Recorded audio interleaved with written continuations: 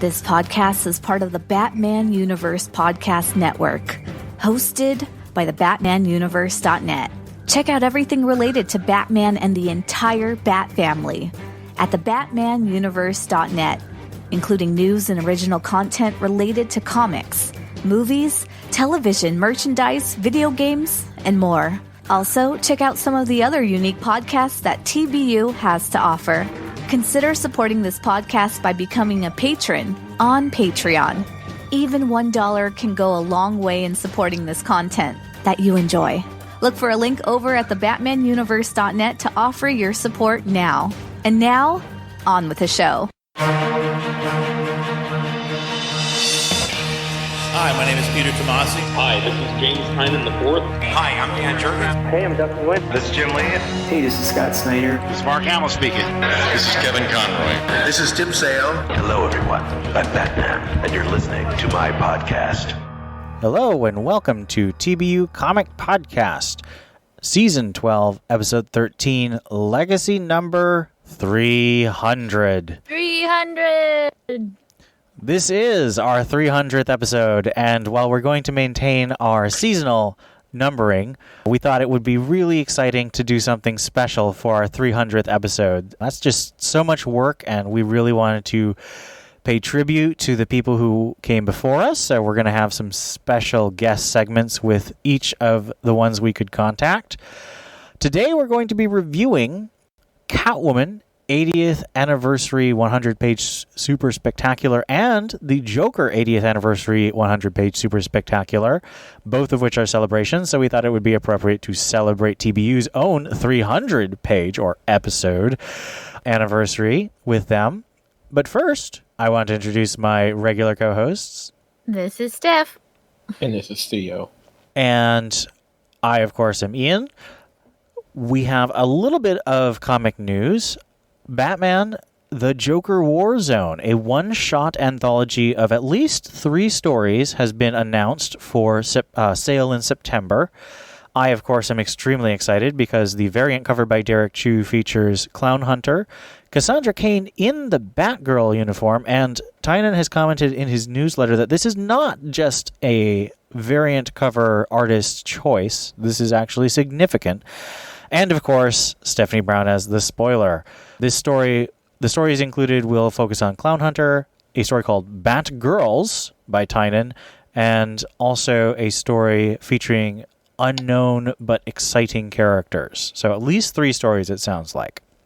We also had an interview with Scott Snyder drop on Word Balloon, in which he talked a lot about death metal, but for the Batman universe, he also mentioned that his pitch for Nightwing has been given to DC. It has not been approved, but it's probably going to be Black Label, which explains how DC is managing the fact that Snyder is an A-list writer who wants to write on a B or C-list character. The Black Label allows you to do things in Elseworlds with characters who might be more obscure, similar to what Tom King does with Mr. Miracle or currently Adam Strange. So I think all of that's very exciting news. If you want tons and tons of spoilers on death metal, you can go listen to that podcast.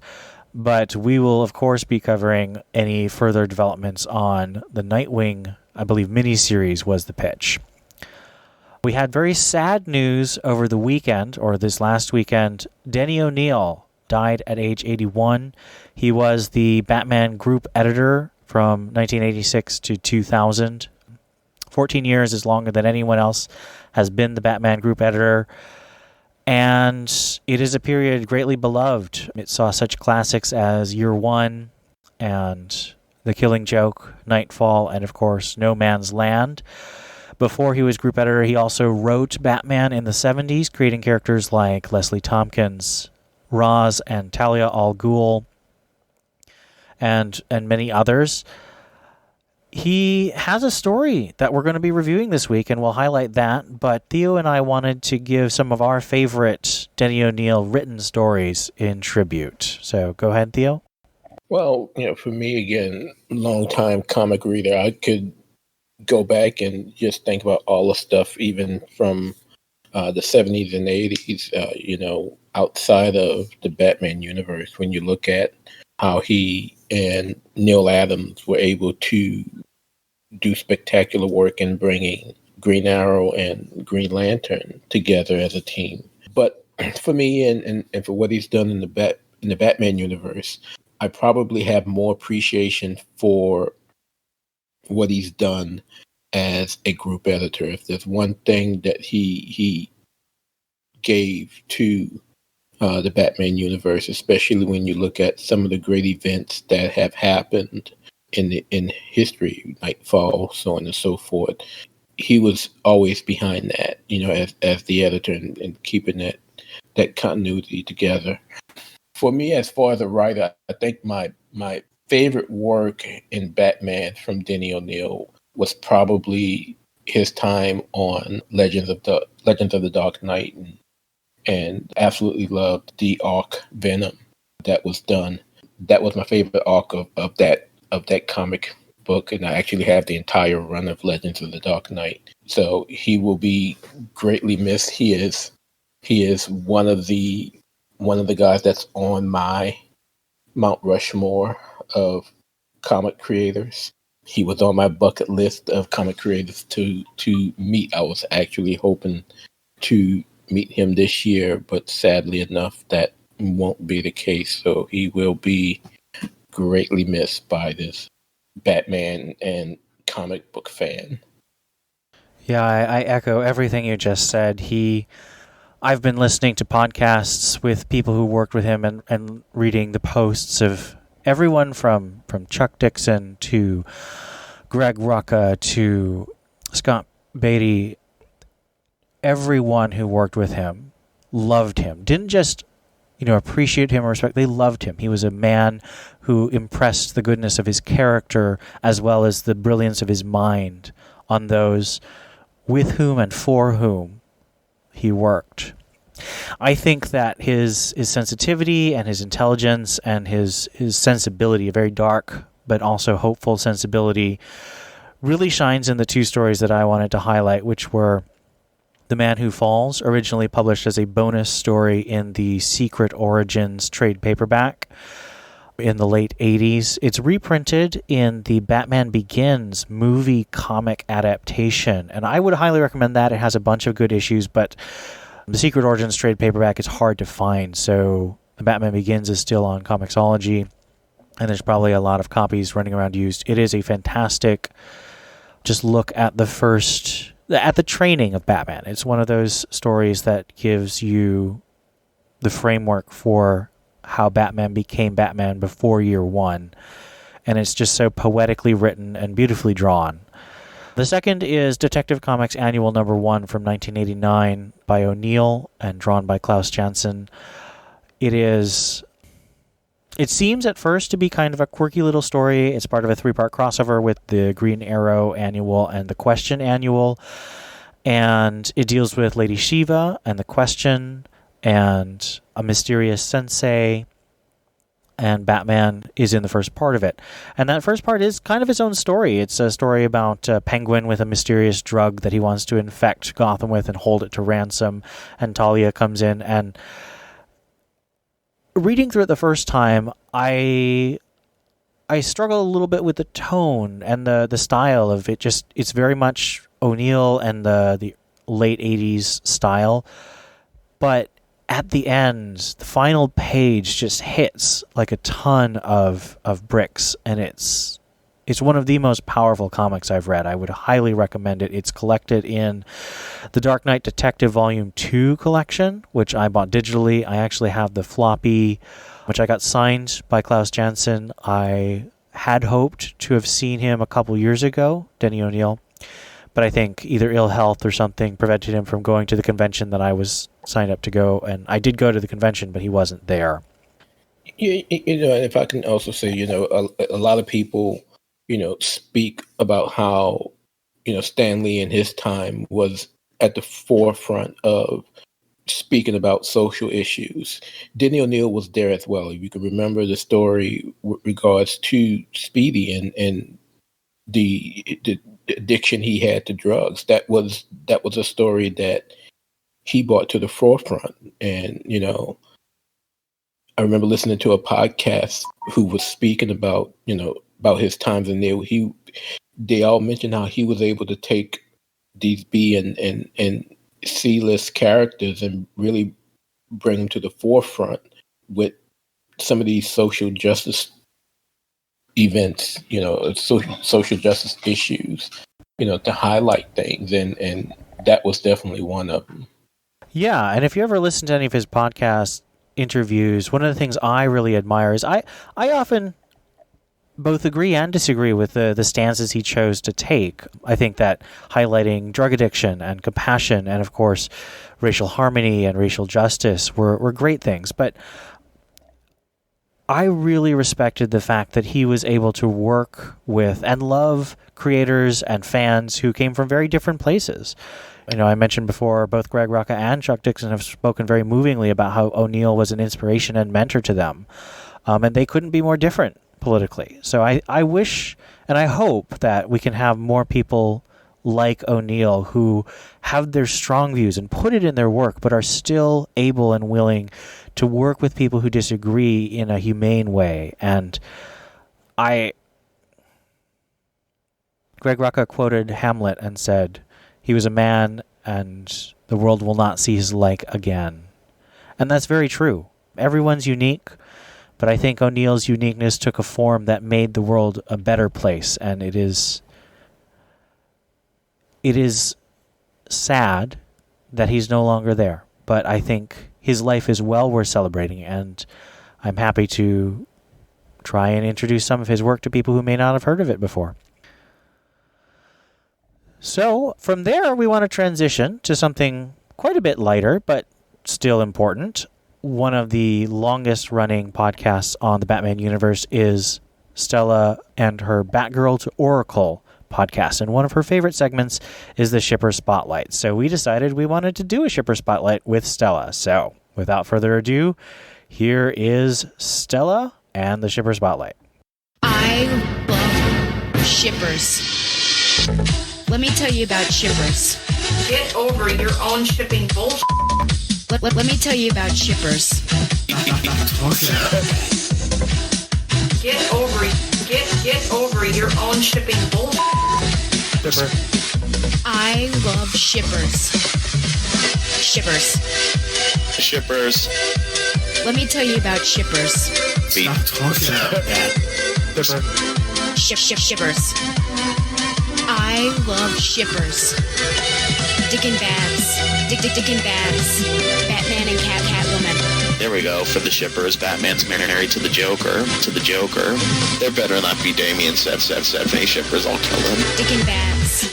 Welcome to our first special segment for our 300th episode. This is our Shipper Spotlight with the originator of the Shipper Spotlight special, Stella of Batgirl to Oracle. Welcome, our long-lost, long-beloved host of the Batman Universe Comics podcast and Batgirl to Oracle, Stella. Thank you. Yeah, I didn't disappear. I'm still around. Well, you disappeared from our show. So I did, yes. We miss you. Well, thank you. So, speaking of that, tell us what you've been up to in the couple years since you've been doing just the Batgirl to Oracle podcast by yourself. Yeah, absolutely. Yeah, so I dropped off of Batman Universe. I took a sabbatical because I think that summer was the summer that I ended up taking a trip to Kenya for mission purposes, and I just decided, let's extend this, and then it just really did extend, and I've kind of fallen away from the Batman Universe comic titles, with the exception of Batgirl, for good or ill, depending on what's actually being produced nowadays. But so I still keep track of Barbara Gordon, and there are some other DC stuff that I am reading. But yeah, she's still my passion, so I continue producing at least once a month my Batgirl to Oracle show. And then over at the Two True Freaks Internet Radio Network, Tom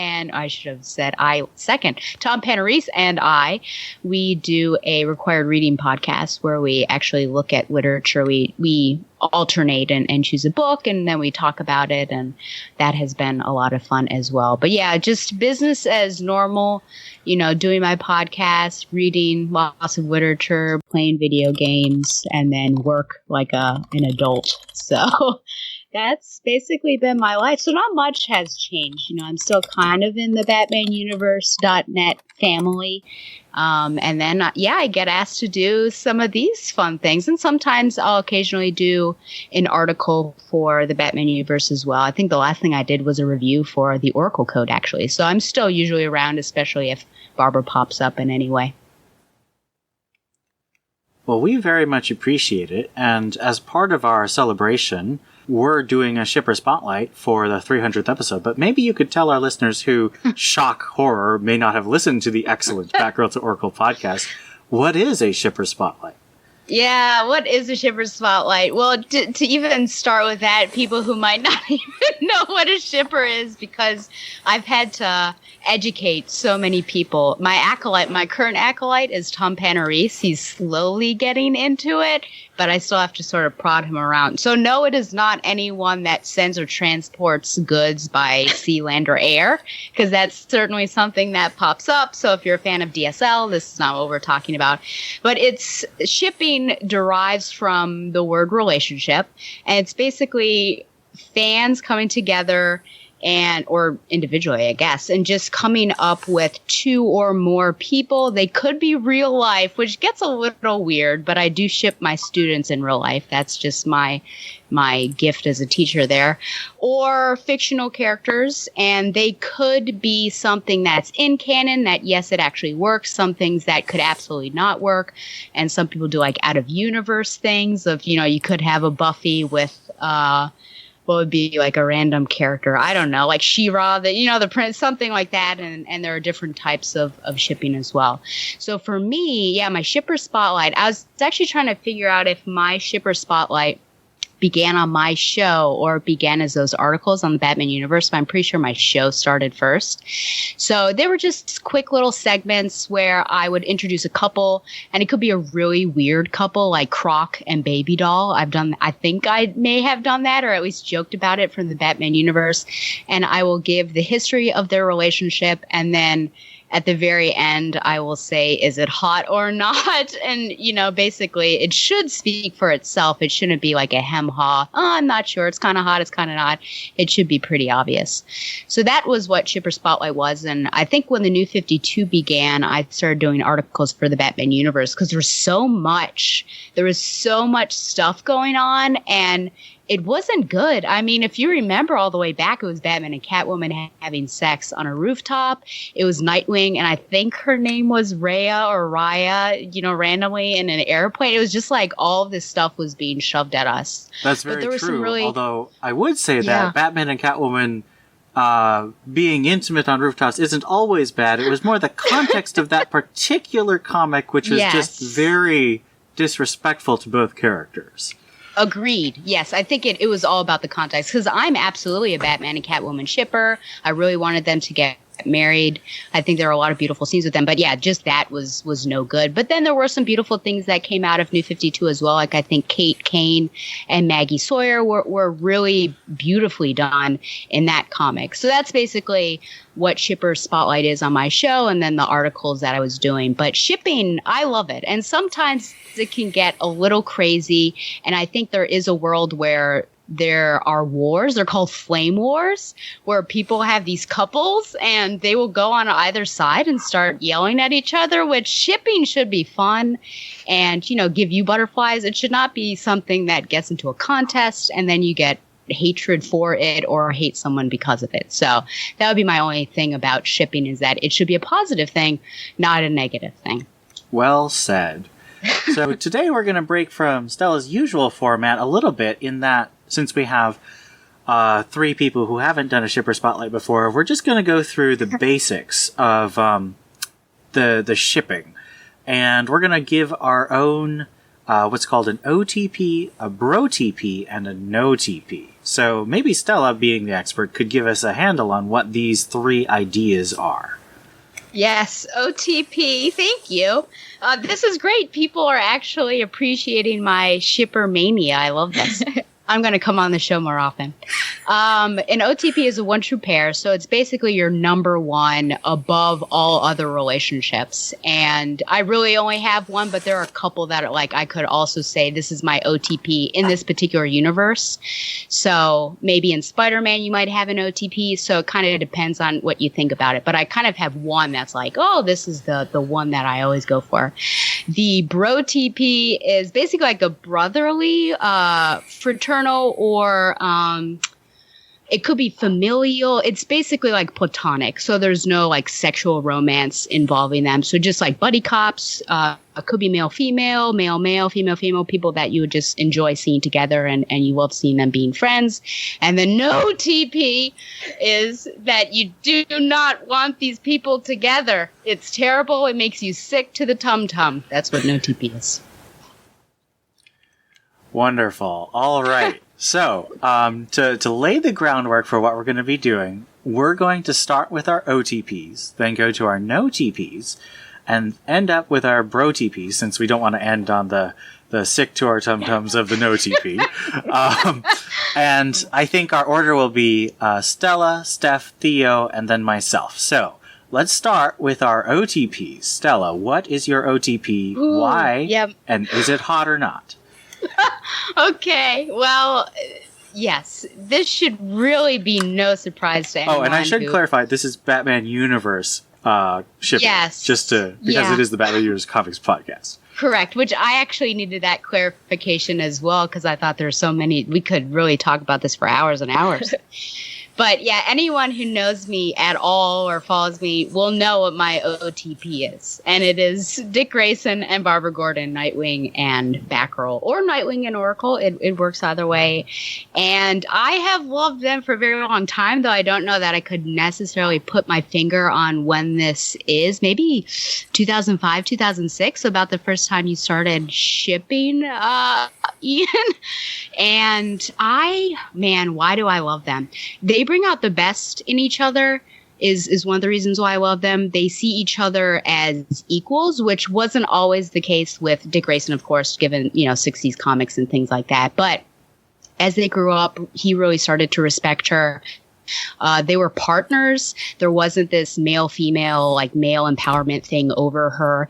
And then when she, of course, became Oracle, and there were times that she was not the bright, bubbly Barbara that you would know before Oracle, because of where, in the wheelchair, she would often be just someone who was down in the dumps and she would hate herself. He was someone that brought her out of that. And he loved her for being her. And I think he really challenged her in many ways, which is one of the reasons why I really love Birds of Prey number 8, because I think that shows everything I think about this particular relationship. And I feel like, in my heart of hearts, even though it's OTP, I think even an unbiased thing, I feel like if comics were to end and we're going to give everyone the end of what they deserve, that Dick and Barbara would marry and settle down and be together. I feel that in my soul, in my very bones. So it is absolutely hot for me. And I actually have that statue where they're, upside down and holding each other. So that's how much I love them. I actually have 2 of them, but that's a story for another time. So anyways, Dick and Babs are my OTP. And did you like the Convergence Nightwing Oracle story? I did, actually. I thought that they did a good job with that. And that was total Stella service instead of fan service. It's seeing what would life be like for them. Because I think Dick is one of the characters that I think he could sit down the cowl. And I think Barbara would join him in that. And so, that was great to see them do that. I agree. I was just curious because it's been so long since Convergence, and I can't remember if you had a take on that or not. All right, Steph, tell us your one true pair. Well, I think I'm going to win for longevity, because when I was 4 years old, I watched Batman 66 with my dad in 1989, and I was like, those two have to get married. That Batman and that cat lady, they have to get married, because whatever a 4-year-old would think. They both wore black. She was a cat. He was a bat. I don't know. I just thought it was awesome. But I think for me, it's just the pairing of the attitudes. He's always so Batman's always like the grumpy and the leader, and she is the one that just always gives him sass and is like, no. And I think in a way he needs that. He needs someone to tell him no, but still be likable, I think. And I don't know. I just really like their relationship. And just aesthetically, I think they look really cool and gothic. And, you know, it really touches on my high school gothic, you know, emo side. And I think they're great. They're a little much all the time. So I'm not saying I'm getting sick of Batcat, but there is quite a saturation of Batcat on the market right now. But I'm going to appreciate it while it's here. And when it goes away, I'll complain again. And do you have a particular comic or story, like Stella brought up Birds of Prey #8, that you really hold up as something that crystallizes your favorite stuff in Batcat? Well, I mean, I had never even read a comic before Batman and Catwoman got engaged. So definitely Tom King's run brought me from a world where I didn't read comics into a world where now I co-host a podcast every 2 weeks. So it definitely changed my life. So I'd have to say Tom King's whole run and definitely the engagement. Or yeah, because the engagement happened. The wedding didn't. So we won't talk about that. Yes. Theo, tell us about your one true pair. So I made a list because I didn't, want to match up with everyone else. And, as Steph and Stella have already given theirs, they've already listed OTPs that I had on my list. So I'm going to try to be as out there as possible. And I am going to say Jason Todd and Artemis. Nice. That the way that relationship developed in Red Hood and the Outlaws was absolutely spectacular. It was very natural. And it broke my heart when Artemis and Bizarro were swept away at the end of the issue. So I need to start picking up on Red Hood again now that I know that they're back, to see if they are going to establish Jason and Artemis once again. And I would definitely be on board with that. Artemis really allowed Jason to look different as a character, because we've always known Jason as being the badass of the Bat family, but he was always different around Artemis. She was always able to make him seem different than the Jason we've always known. So I want to see if that comes back. Absolutely. And it sounds to me like, I think it's Red Hood and the Outlaws #25 was a big issue for you, where Artemis was sucked into an alternate dimension. Yes. While Batman was handing Jason his butt. Yep. All right. So I'll give my OTP, and I think it will, as Stella said, it will come as no surprise that my OTP is Stephanie Brown and Timothy Drake. Who? Just some minor characters. They've definitely never had solo comics before. I just sort of like them in the background. I really love just the young romance that first Chuck Dixon and then John Lewis portrayed in the pages of Robin, where Tim was really struggling and figuring out who he was as Robin, and Stephanie was striking out as a hero and dealing with the fact that her father is a criminal. And the fact that they shared the hero life was really a big part of it. And the fact that they're very different. Like, it's not exactly opposites attract, because I think they're both very drawn to saving people and helping people. But Tim is very, very analytical, and Steph is very improvisational and creative. And I think those aspects of their personality really spark well off each other. And I think that there have been several comics that I really love with them. I love the arc in Robin where Stephanie was pregnant, although not by Tim. It was just before they started dating, and Tim just really supports her in that pregnancy and giving the baby up for adoption. I love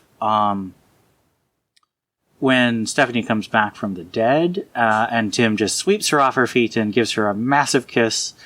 I also really liked recently in Detective Comics Rebirth, in the first arc.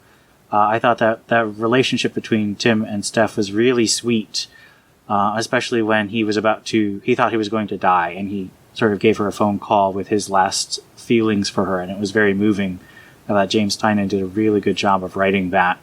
And then Brian Bendis did a really fun issue of Young Justice number 5 that was all about their relationship. So I've had a lot of really fun Timothy Drake and Stephanie Brown comics that I have to point to for why I ship them. Let's move to our no TP. Stella, what is a no TP for you?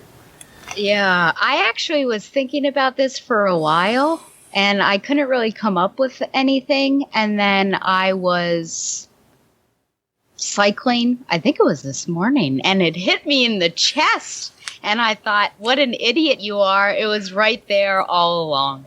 My no TP, which really does make me physically ill, is Barbara Gordon and Bruce Wayne. Mm-hmm. I cannot stand it.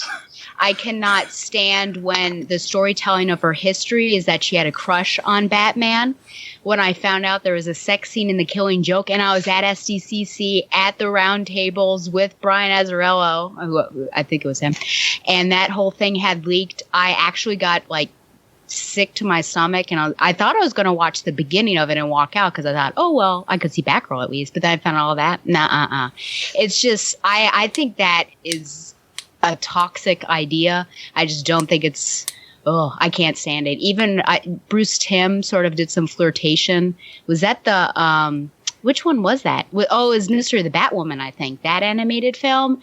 And even that was too much. I mean, she needs to be far separate from Bruce Wayne. So that is a no TP, and probably my number one across all canons and all pop culture. I think that is the ultimate no TP. Yeah. I think I saw Bruce Timm on an interview once where he was talking about how people hated it, and he's like, you know what, get over it. And I was like, oh. I'm definitely not getting over that. Yeah.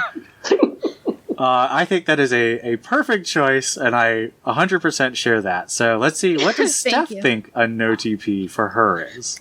I do have a list of 5, and that one was definitely on the list. I think I'm going to have to go and make myself super unpopular and say Joker and Harley. Because that's so toxic. And what kills me about it is that people love that pairing so much. And even, I shouldn't say who, but people I know and love are, love that pairing and even, dress up like that with their significant other. And it's it's so gross. He's so abusive and mean. And yes, they look good together. Okay. Anyway, and so just the abuse and how icky he is and how just self-centered. And I don't even think he's capable of love. I don't think Joker knows what love is. I don't think he's capable of knowing what love is. And so it just makes me so sad on this is the culture we live in and this is what they like level. So I just am not a fan of that. I actually tend to agree. I don't know if I'm no TP, because I think Harley herself is also very unhealthy. I don't think it's all one-sided, but I certainly think that Joker is much less capable of love than Harley. Theo, what's your no TP? Okay, so I say this no TP at the risk of losing my job, but my no TP is Tim Drake and Stephanie Brown. No! Hell no! I'm kidding. I kid. I just Sir, I think you were about to get kicked off of this podcast. I kid. I so kid. Ian is so quiet right now. I'm sorry. I'm laughing. I turned my mic off so I could laugh. I just wanted the reaction. That really wasn't it. I just wanted the reaction. That really wasn't it. But this one might still get me in trouble on social media. And since I was expecting Steph to say it, so I made another. But I will go ahead and put on record Bruce Wayne and Talia al Ghul. my other choice was actually Bruce and Diana. I've always been, as with everyone else here, I am a diehard Bruce Selena shipper. So anything that comes between that, I disagree with. Now I understand that Talia is the reason why we have my favorite Robin, and I thank her for that. But well, maybe not the way we got it. True, but that is the limit of my thanks and my appreciation for her. And there is no doubt that that Talia has this love for Bruce. The reasons for it is quite questionable, but we kind of mentioned it in podcasts when we've always talked about the idea of Joker and Batman being in a relationship.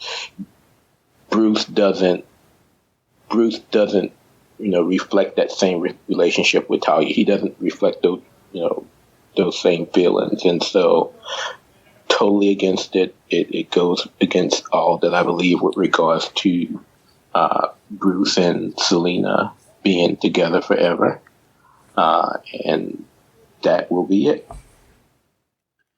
And you just mentioned my no TP, which is Batman and the Joker.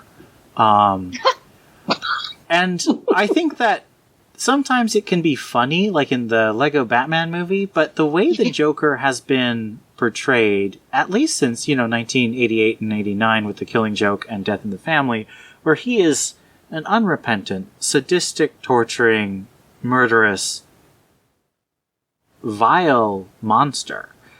Batman is a complicated person. He is very dark. He has a lot of rage and immaturity and brokenness about his character, but at his core, he is a man who cares about other people. He's a man who wants to save other people. And I mentioned this on Stella's great anniversary issue, or I can't remember. It was the one where she did The Killing Joke and we had a call-in. And I mentioned this to Donovan, that I think Batman and Joker are... I don't think that they are close to each other. I think that Joker wants to be close. So I think I would be fine with a one-sided ship, but I think that my Batman would never share a little laugh with the Joker on a rooftop after Joker has murdered and tortured Batman's close friends and allies. I think that is morally repugnant because Batman wants to protect people, and he is an outcast. He has cast himself out of society, but he's not an outcast because he hates the people in society. He's an outcast because he wants to protect those people. And the Joker has no protection. As Steph said, he's not capable of love, of putting someone else's good above himself. And I do not think that Batman should or would ever form a close bond with someone who is so committed to destroying everything Batman holds dear. So that's my no TP. Batman and Joker is definitely never ever. The closest those two got to a relationship was in Batman Europa, and that didn't last long either. Well, there's also what's that?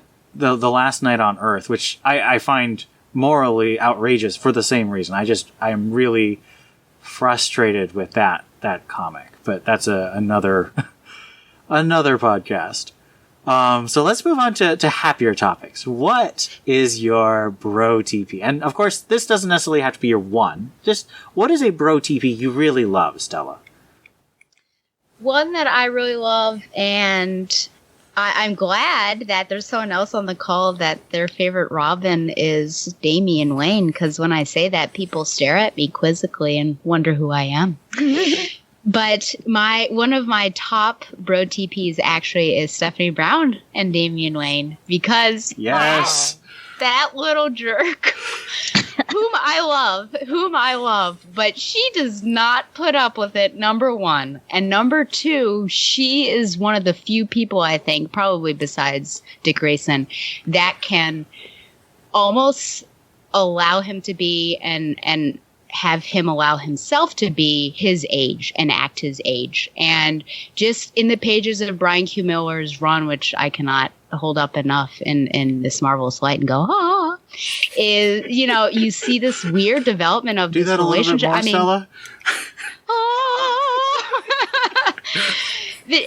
They go to a bounce house together, for goodness sake. When would you ever think, you know, someone of the League of Assassins, son of Talia al Ghul, grandson of Ra's al Ghul, you know, would go to a bounce house? But she gets him to do that. And so I think it's such a quirky relationship.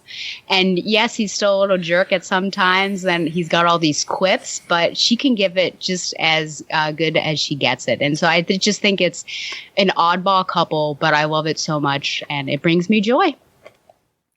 You're smiling. You're smiling. I'm not smiling. You're smiling. Every time I read that issue, I just fall out laughing. Oh, it's so good. Steph, what is your bro TP that you want to highlight? Well, Stella, there are 3 people on this cast right now that love Damien. Really? Damien is also my favorite. Where Robin. have you people been all my life? You're not on Discord. You need to join the Discord. I think her problem is really that one of her best friends is Donovan, and he's a Tim Drake man. Yeah. And everyone else, they're all pro Tim Drake. Like Tom and Shag, they're all, and so they're like, how dare you? Yeah, I feel like you can be pro Tim Drake and Damian Wayne. I like both of them.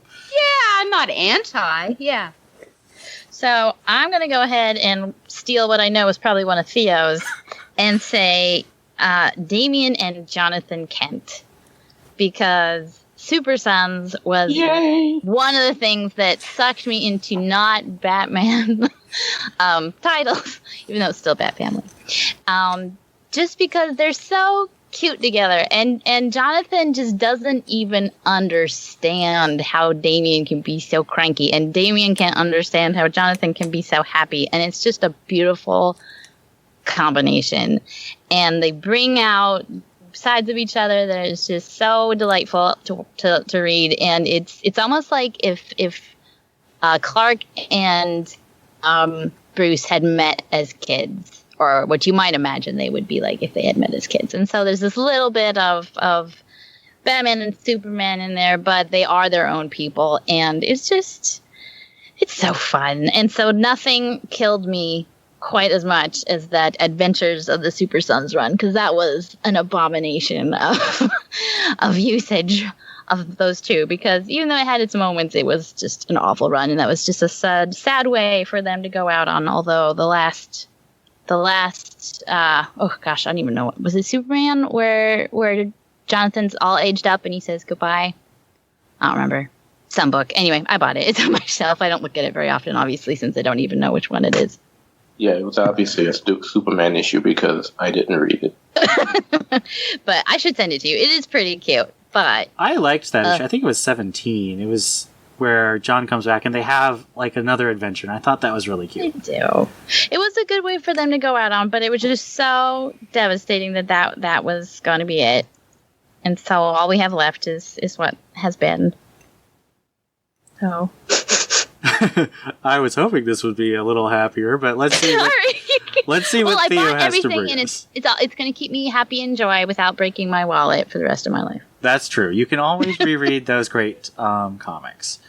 Theo, what's a bro TP you'd like to highlight? So just so it won't be a Damien landslide, because I had 6 bro TPs, and 4 of them included Damien. So I am going to go outside the box a little, and I am going to say Selena and Lois Lane. Oh, good one. When you see those two on date night, and then subsequently during the bachelorette party when they're hanging out at the Fortress of Solitude, that is as natural of what girlfriends look like that you will find anywhere. exchanging clothes, just talking about whatever, sipping drinks, getting drunk. That was just. I would love to see those two go out on an adventure together. You give me a miniseries with Lois and Selena, and take all my money. Let's do it. Come on, DC. Yeah, those two. I mean, their personalities fit each other, and they fit each other just as they fit the men in their lives. So, I think that's why they get along as much as they do, and they did in those pages that we read. So I would definitely love to see more of that. That's that didn't even occur to me, but it's so perfect. And I love those double date issues and the nightmares issue where you have the bachelorette party. It's just, so good. So, I am going to continue the theme that Theo brought up of good female friendship, and I'm going to highlight the Birds of Prey. Specifically, Barbara Gordon as Oracle, Dinah Laurel Lance as Black Canary, and Helena Bertinelli as the Huntress in Birds of Prey number 56 all the way to 108. And what I like about what Gail Simone did with those three friends is that they're not perfect. It's not always them, supporting each other, because they're flawed. And I like those flaws because it makes them feel more real. But they work through those things. Sometimes it takes a really long time, but they work through those relationship conflicts and hurting each other and doing wrong things and having to, apologize and make amends and build the relationship back up.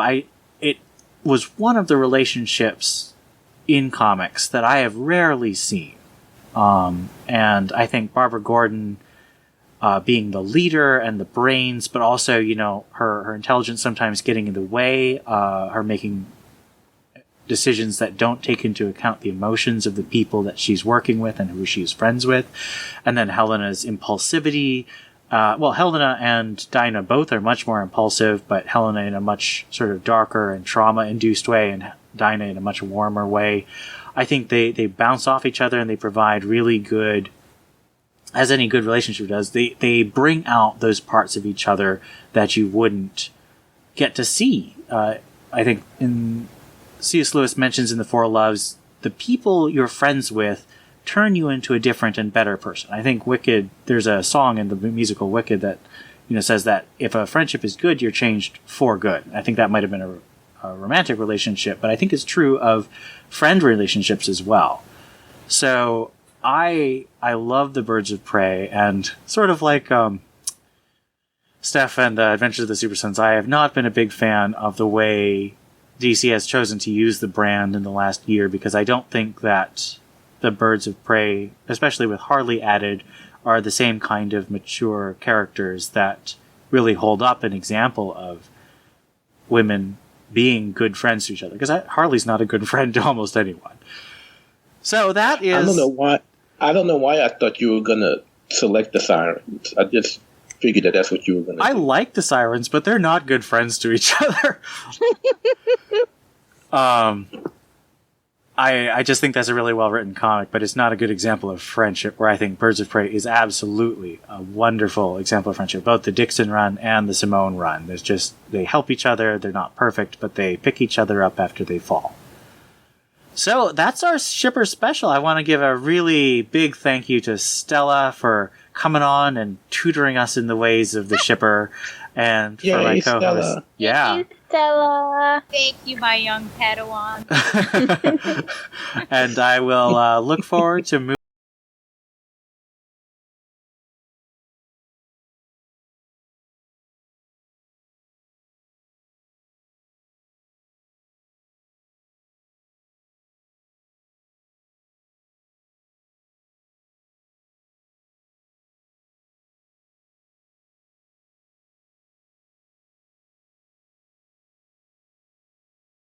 Great.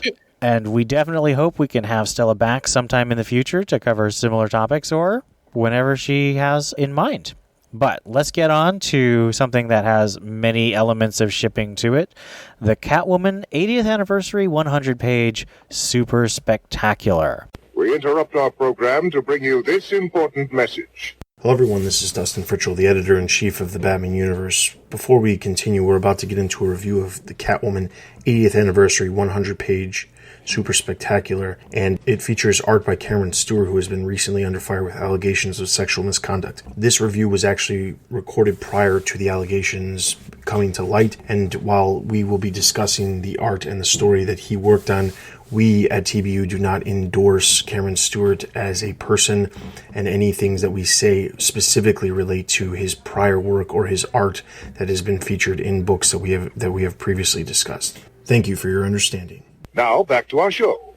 At best, you're just a chew toy for my beloved Hecate. My real prey is, and shall always be, Batman. We're going to start with the story, Skin the Cat, written by Paul Dini and illustrated by Emanuela Lupacchino. Some exotic wild cats have turned up missing, including those Selina Kyle donated to a special habitat. As she searches for them, she finds what appears to be the remains of the missing felines. They've been killed and stuffed for display. There's another display that looks like a bedroom littered with stuffed house cats, a trap to capture Catwoman. Selina suddenly feels woozy, apparently from breathing in knockout gas. The taxidermist appears, revealing himself as the culprit in the entire ordeal. He wants Selina to be part of his collection. As the taxidermist moves in for the final kill, Catwoman pounces. There was no gas as she turned it off hours ago, and she figured out that she was the actual target. His ruse, became hers. As he continued to chase her through the fake habitat, Selina says that she found the missing big cats, who were still alive. She just had to convince them to stay quiet and still. At that point, the cats jump from the darkness and attack their kidnapper for their own brand of justice. So, our first tale. What do we think of it? It was a little creepy. I mean, not like Joker creepy. It was an interesting villain who obviously specializes in things that don't move, which is a little strange. I guess we have puppeteers and all that as well in villainy, but it showed off, Selina's cleverness, and she too, like Batman, can think ahead and scope out a villain's lair before making herself known. I think it was okay overall as a story. What a horrible way to introduce a new villain. I didn't like the story, and if you read my review on the site, you could see that I didn't like it. It just didn't sit well. Again, like I said, it's just, I don't know. There was nothing about it that I liked outside of the art. The art was okay, but the story just was, I don't know. There was just something about it. And I'm typically a fan of Paul Dini, but I don't know. Maybe there wasn't enough pages to really flesh it out, but pass. I was a bit more positive on it. I do think that it's significantly weaker than most of what Dini's turned in his career. His detective comic story I thought was delightful with the worst henchman ever. That was a really fun gag. I think part of it is that this one doesn't have any real humor. It's very dark and it's very grim, and I think that's kind of a theme for this, which is kind of sad for a celebratory issue, especially since Catwoman tends to have the capacity for joy as well as the capacity for darkness. But I feel like they didn't really get that many stories that had that joy, that humor, that just, I mean, she's a cat burglar who loves to steal stuff. She enjoys that part of her life, and there's very few stories that have that. There's one that I'll highlight, but this one definitely wasn't it. She was sort of a dark avenger, and I didn't think I didn't find it very celebratory. I would agree with Theo, that's not a great way to open. I do think that, Emanuela Lupacchino is one of my favorite artists. She made the Birds of Prey one-shot that came out last week really beautiful, even though I really didn't like that story. And I think similarly, she makes a really great-looking Catwoman and villain and cats. She's just a really good artist. Unfortunately, the story isn't the best showcase of that talent. So, yeah, let's move on. Who is she? What is she? I don't know whether to open fire or fall in love. You poor guys. Always confusing your pistols with your prides. Don't hurt us, lady. Our take home's less than 300. You're overpaid. Hit the road. Now You See Me, written by Ann Nocenti, artist Robson Rocca. Catwoman needs a safe place to stash her loot, and she finds a pigeon coop to keep it safe. But she's not alone. A camera moves into place and watches as she stashes her good. Inside the security office, a guard watches Selena on camera while his coworker analyzes various types of donuts. He decides to go on patrol and leave while the other guard watches a couple argue on one of the other screens. Outside, Selena perches on the ledge, waiting for whoever was watching her on camera to come out and try to swipe her loot. Eventually, the guard makes his way upstairs and gets the stash from the pigeon coop. Catwoman pounces. As the guard attempts to strike a partnership with her, she doesn't take the bait and attacks. The two continue to fight on the rooftop. Meanwhile, in the security office, the other guard remains oblivious to what's happening and instead calls GCPD for the couple arguing on the outside sidewalk. On the roof, the battle is slowly coming to an end. The guard doesn't realize that something is ticking in his pocket. Catwoman uses a small detonator to send him flying off the roof on top of the penguin's umbrella below, ruining his well-devised plan. So what'd you think of our second tale? Well, I mean, like you were saying, and, something I'd mentioned kind of before is Catwoman does not take things seriously. She's very lighthearted, and it's only when people are in danger or she sees a weak or oppressed person that she really sort of gets violent and takes things, seriously. Or she really wants something shiny, right? So, I liked her indignation that this was a crooked cop trying to partner with her.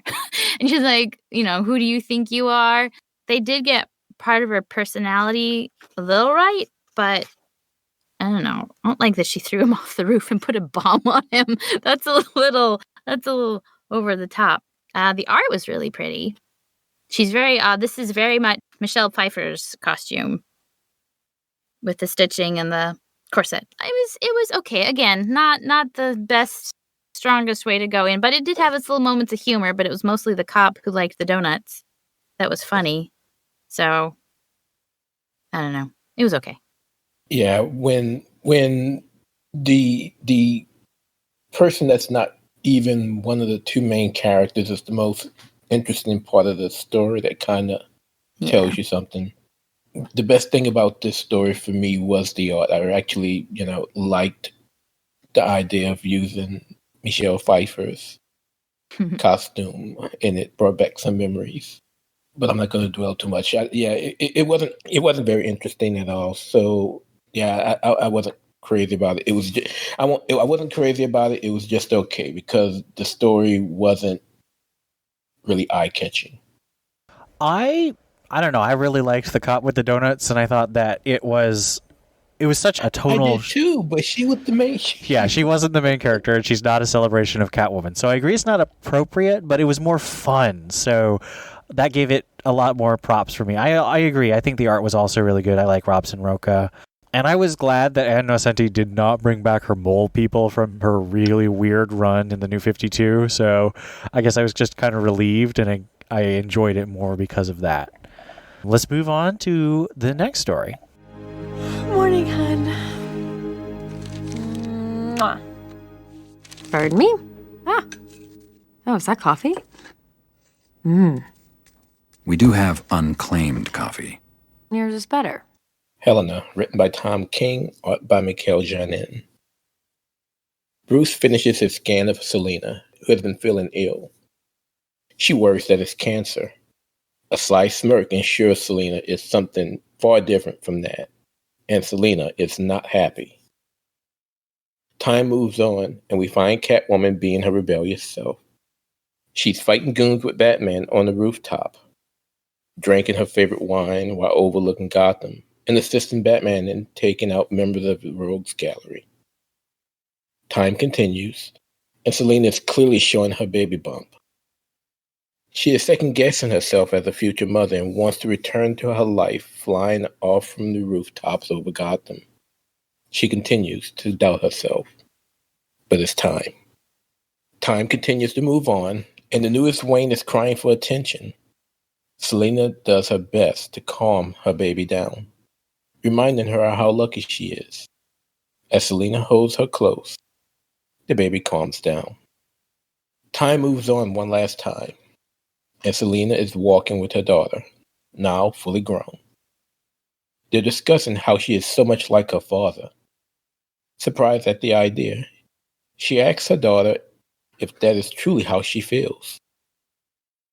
Selina says that there was one trait her daughter got from her, the ability to steal. When asked what she could have taken, Selina tells her that she stole her heart. So, how do we feel about Helena? This was lovely.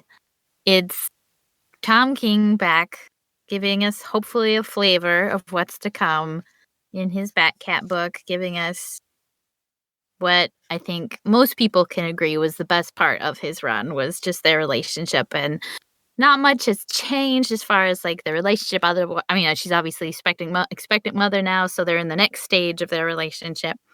And it was just cool seeing her wanting to stay her independent, selfish self, but, realizing that she does have her limitations now.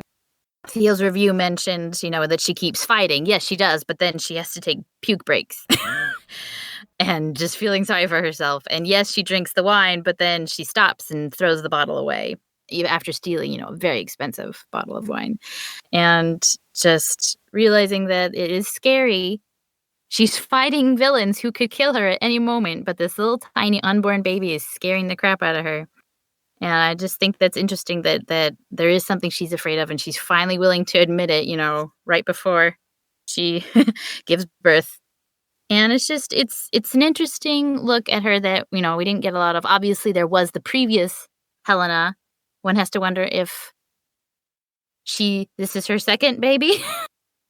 Depending on how continuity has gone since the New 52.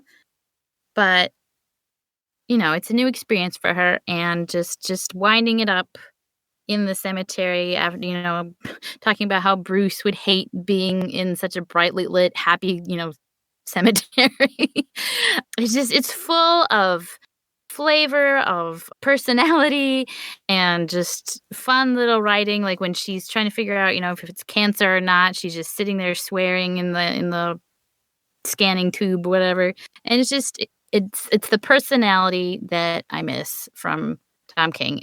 Tanyan's doing a wonderful job, but there has not been much in the way of character beats lately. So I do very much appreciate this story. Yeah, clearly this is the best story of the spectacular. If there was one thing that I did not like, is the fact that it actually is in the special and not actually in Batcat itself. When these teasers, when King was putting out these teasers, the one thing a lot of us kept saying, wow, is this really going to happen in Batcat? Is this really going to happen in Batcat? But it's a great follow-up to the story of Annual 2. I absolutely loved it. And, like Steph mentioned, right now, nobody can do relationships like Tom King can, especially when it comes to Bruce and Selina. And now it just makes me want to beg DC to release Batcat sooner rather than later. I'm right there with you. This story was sublime, and I liked several things about it. For one, it wasn't just a Batman story with Catwoman in it. It was a Catwoman story, and Bruce was a supporting character. He had a great moment where Catwoman says, "You're smiling," and you just see that small smile that Batman has, and it's just perfect. But it's about Selina. And I've read some very harsh reviews that said that, well, Selina's clearly not ready to be a mother, and she shouldn't have chosen to be a mother, and it clearly affected how she doesn't care about Helena, and it's just bad. And I look at it completely differently. I think that Selina as Steph said, is struggling because she's very independent and somewhat selfish. I mean, she's a thief. So she's really struggling with something that limits her, because any pregnancy, no matter how desired, it changes your body, and you just go through an intense amount of change and pain.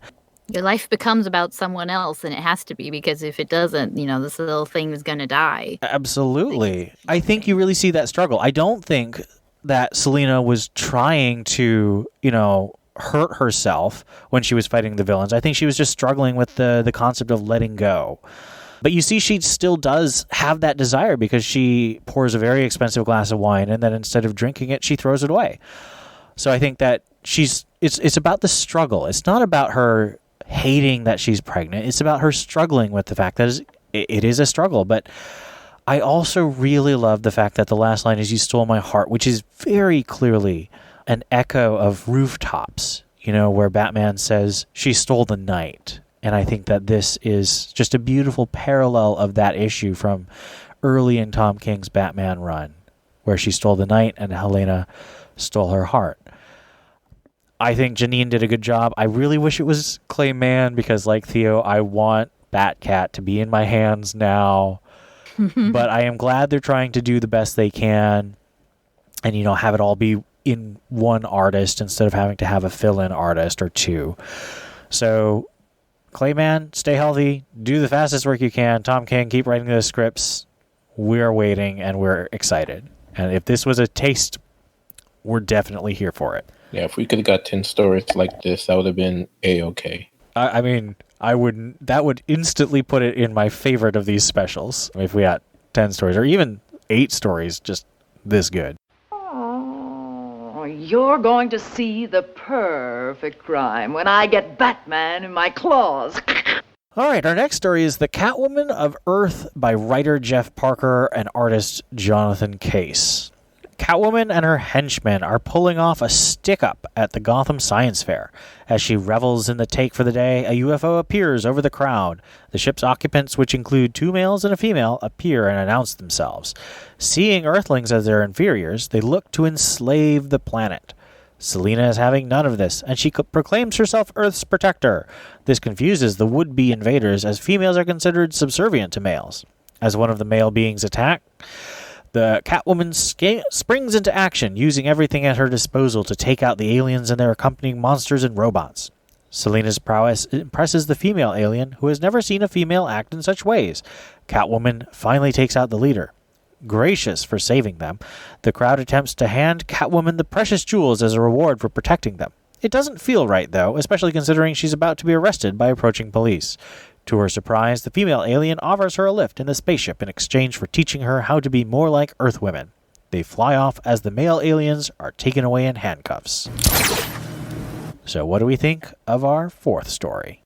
So, as I may have mentioned in the past, Batman 66 got me into Batman, and for that they have my thanks. But I was 4 at the time, and I have since grown out of that. Let's also be clear that you were 4 in reruns. You were not 4 in 1966. Oh, that's true. Yes, I was 4 in reruns. I was not 4 at the time of original 66 release. I'm not quite that old.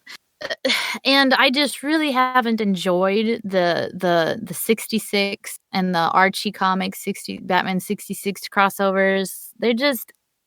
It's a little too hokey for me. So these humanoid, large elf-eared pink aliens and Catwoman showing them what's up. It is not the comic I would have chosen. It is okay. It's a women power. Go girl. But not what I enjoy in my comics. I thought it was a nice little throwback to Batman 66, seeing this rendition as Lee Merriweather. That was Lee Merriweather, right? Yeah. But again, it was, and in the, in the light of, Batman 66, it was corny and, meant to be funny. And, it met its goal, Does it put it high up on the list? No, it doesn't. But, it met its goal. I tend to agree. I appreciate Batman 66 for what it is, but my Batman is really, Danny O'Neill and Frank Miller and Tom King, a much darker, more personal Batman, not satirical. And I think that this is a very fun story, but and I would say it's even celebratory. It's celebrating the Catwoman in the 66. So there's nothing wrong with it. It's just, it doesn't have that personal touch that the last story had. But I mean, it's perfectly serviceable. I'm not super impressed by it. So let's move to story 5. Strange has it, sealed in his vault. Well, in that case, I think we can strike a deal. I need a way into his vault, and I think you're just the girl to help. If you get me in there, I'll get your plant. Deal? Story number 5, A Cat of Nine Tails, written and drawn by Liam Sharp.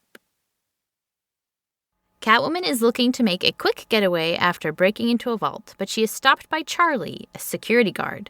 She explains to him that there are 9 ways that their interaction could end, and she begins to go through each one, which includes her killing him and he killing her. By the time she finishes the 9th option, Charlie faints, an option Selina hadn't considered, but she takes it. This one, I mean, it was a little gruesome. She goes through these 9 options, and 3 of them have him dead on the floor. One of them has her riddled with bullet holes, squirting blood. One of hers beaten up and bloody, and so it's a little icky. The end was kind of cute. I like the end where he just passes out. So the ending was fun, and I like that, she's instead of using violence, she's kind of talking her way out of it, basically scaring him to death just with words. So I liked that aspect of it, but I just kind of wish it hadn't been so icky. I actually enjoyed this story. This is one of those stories that I wish could have been fleshed out a little more. But the fact that they were able to get all 9 scenarios squeezed into just basically 3 pages was pretty fun, pretty nicely done. Yeah, I enjoyed it. Yeah, it was definitely a little gory, especially that last panel with the last option of Selina, just blood everywhere. Yeah, if there was a story that could have been fleshed out, into something bigger, I would have been okay with that. But this story was okay. A good okay. Yes, it was a good okay. I thought this was fine. I like the rhythm of it. I really am impressed by the fact that Liam Sharp wrote and drew it and colored it too, I think. He's never been my favorite artist. Even when he was on Wonder Woman with Rucka, I thought his stuff was really detailed, but it never fully appealed to me, and that holds true here. I think it's fine. I don't know. It didn't really move me, but it was also certainly not bad, and it wasn't as unnecessarily dark as the Dini story at the beginning. I do think it's gritty, but Liam Sharp has really honed in on gritty. I think he did a lot of stuff for Image, and he's working on some very gritty stuff for the Green Lantern with Grant Morrison right now. So I think it's just sort of his style. And for me, it really didn't look as much as Liam Sharp's work when you look at, what he did with Brave and the Bold, or if you even look at what he's doing now in Green Lantern with Grant Morrison. I mean, if you look at those 2 series, the art looks pretty much the same, but it really doesn't look exactly the same in this story. It's slightly different. So if you didn't, read the first page of the story and see that he wrote it and drew it, I couldn't. I really didn't tell from the story. Yes, I think you're absolutely right, Theo. There's a lot of skill here, and I appreciate the versatility that Sharp shows. So let's move on to story 6. Last night's attack connects Batman to the recent string of burglaries. A woman in a cat costume, presumably Batman's assistant, also fled the scene before police arrived. Now I'm his assistant? In other news, Little Bird, written by Mindy Newell, drawn by Lee Gabbard. Inside the Beth Am senior residence, the news is discussing the story of a rare find from a flea market. One of the residents, barely conscious, suddenly awakens, saying nothing but the word mine. In another part of town, Selina is watching the same story. she too stakes claim to the artifact. As she steals it from the museum it's housed at, she flashes back to a time when she sees it for the first time as a kid while living in a foster home. Batman confronts Selina about the missing artifact, which she denies taken. After some soul searching, Catwoman sneaks into the senior residence to visit her former foster mother, who is near death. She gives her one last kiss before placing an envelope in her hands. The following day, the residence administrator reads a letter, which states the final instructions of the patient care, and that upon death, the artifact is buried with her. So what do we think of this story written by Mindy Newell, who wrote the Catwoman miniseries in the late 80s that sort of set a lot of the dark tone that would follow Catwoman throughout the rest of certainly the late 90s and early 2000s? Do we know her foster mother from a previous run? Or is this a new character? It might be from the miniseries. I haven't read that one, so I don't know for sure. Okay. Because I think this one, aside from the Tom King one, probably gives the biggest attempt at having an emotional story. This definitely feels like one of the longest stories in here. It definitely, I think it's the only one that kind of refers to Selina in her shaven head prostitute days. I found it very interesting. It definitely refers to, I mean, the artifact that, they have is a Jewish artifact. The foster mother is Jewish, and she gives Selina another little name, Kavala. And I really appreciate the attempt, but I feel like it's such a foreign concept. I really did mean to do some research to find out what the significance of the artifact was. And why I can actually tell you guys. I work at a Jewish facility, and this is called the mezuzah.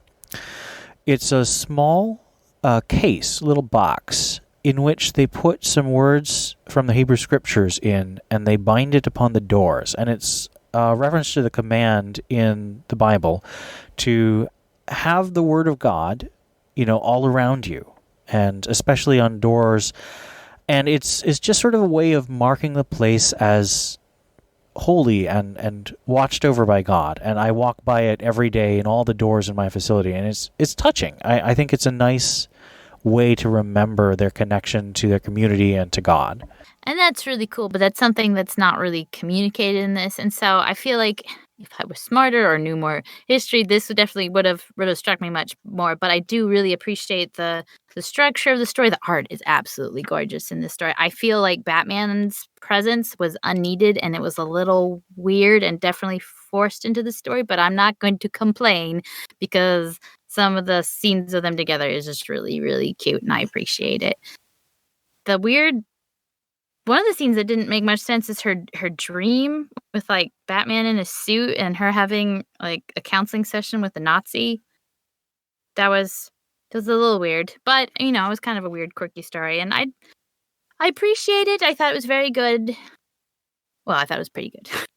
Art was gorgeous, and it's definitely not one of the worst ones in here. It was made an attempt at telling a pretty in-depth story, unlike some of the others. Yeah, this is definitely a good story. And like you, Steph, I absolutely love the art.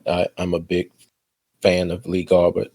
As I was scanning the pages, especially when he got to the scene when Selina was younger, I thought I was actually reading an issue of Skywood that he drew for Image.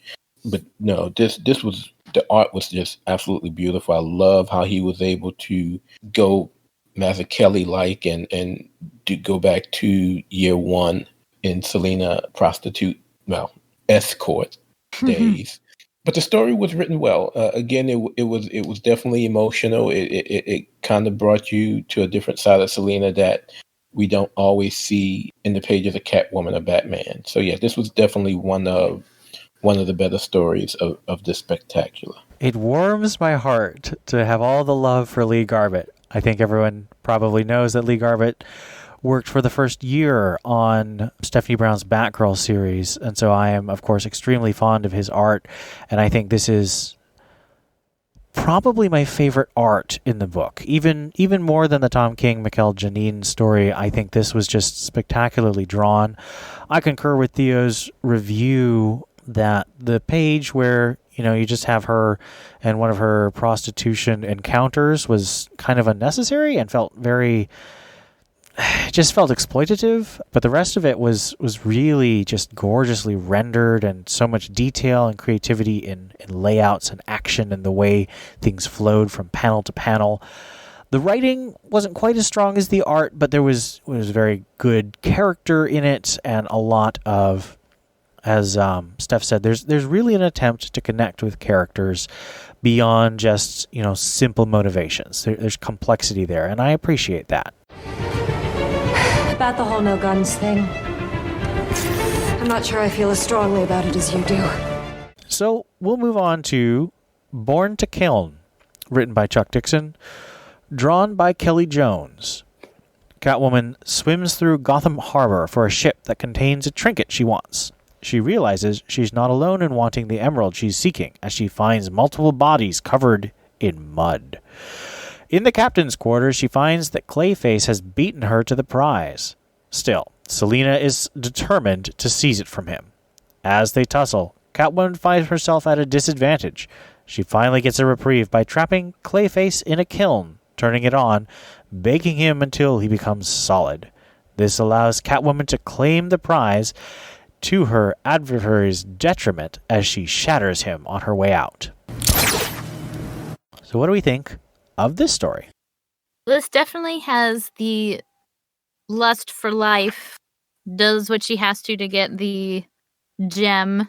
Bit of a quite flippant and disregard for human, or I guess Clayface is not human anymore, right? But she's not taking things too seriously. And I guess I thought that was kind of fun. It's definitely one of the funner ones, despite the fact that Clayface meets a very unfortunate end. So depending on how you look at that, it's actually quite disturbing. But I thought this was definitely one of the funner ones. Definitely a little bit of fresh air in this, what started as a bit of a slog. So I liked it. The art. Oh, golly. There's a couple of panels that are quite lovely. I'm actually quite surprised how lovely some of these panels are. And then, oh, golly, there's that full body shot of Selina jumping through the air. It looks like she's got two tiny watermelons in her suit that are just flopping around. Oh, it's just awful. But, the fact that there are good panels in a Mr. Dixon, in a Kelly Jones story is actually quite impressive. So I'm giving it, a thumbs up for that. Anyone who knows Theo, just like our fair editor-in-chief, Dustin, knows that he absolutely hates Kelly Jones. I have never been a fan of his, and, that just totally, took away from my enjoyment of the story, which was actually fairly nice. I think this could have been a really fun story had it not been ruined by me having to scroll through the panels of Jones's work. And just to add insult to injury for me, it's a story that has my favorite Catwoman outfit, and it's just totally ruined. With the way, Jones just depicts the character, whether it's the watermelons that Steph mentions, or if it's the all back that just erases the fact that she has a butt. It's just not nice. It's not good. I mean, but it's funny. I will say it is funny that the last two times we've now seen Clayface, he's either been dissolved into just eyeballs and spine, or he's been hardened in a kiln. So it's not looking good for the Clayman. So I wish him well. I will say this about the art, just to append to what I said. His Clayface is pretty good. Like, when you look at him, he's creepy and slimy and clayey, and I think for Clayface, the art is actually very appropriate and works really well. And I do appreciate what I hope was intentional, but sometimes Kelly Jones gives Selina, an actual woman's body. Like, she's got a bit of a pooch in the front, and makes me feel a little represented in comics. Of course, later on she's skinny again, but yeah, I completely agree. I think Steph is right. There are some good panels. I like the panel when she traps Clayface in and makes a kissy face through the glass. I thought that was hilarious and very appropriate. But on the whole, they got Jim Balent to do the pinup right in front of this story. Why not just get Jim Balent to do the whole story? I mean, I don't understand that at all. I know Kelly Jones has been, he's got a good relationship, obviously, with DC because he keeps doing miniseries and these special stories. He had one in Detective Comics 1000, so that's not something you just give to a random artist. But I don't enjoy it very much, which, as Theo said, it's a really fun story. It captures Catwoman in the 90s perfectly. She's this adventuring, sort of greedy but not bad person who loves to steal shiny things, and that's fun. That's Catwoman, and it's just, I don't understand the choice to use this art. So it's kind of a wash. The writing's really good, but the art's really bad, so it ends up kind of in the middle for me. Let's move on to the next story. But if you are interested in doing a character, then that character automatically becomes you. For a cat, my goodness, there's not a lot of research to go into in order to be a cat. Who the hell knows what a cat is going to be like? Because there's so many different types of cats. Story 8, Conventional Wisdom, written by Will Pfeiffer and artist Pia Guerra. Selena stands at the entrance to BatCon, receiving instructions on her pending autograph session. Everyone seems oblivious to the guy laying across the floor. As she sits, she's joined by Bruce Wayne, and next to him are the Joker and other members of the Rogues Gallery. They reminisce about various events of comic book history, including those which involved Catwoman. Confused, Selena leaves and looks to find answers about what is going on. She finds another man beaten on the floor. He blames her for his condition. Selena is then dragged to a panel.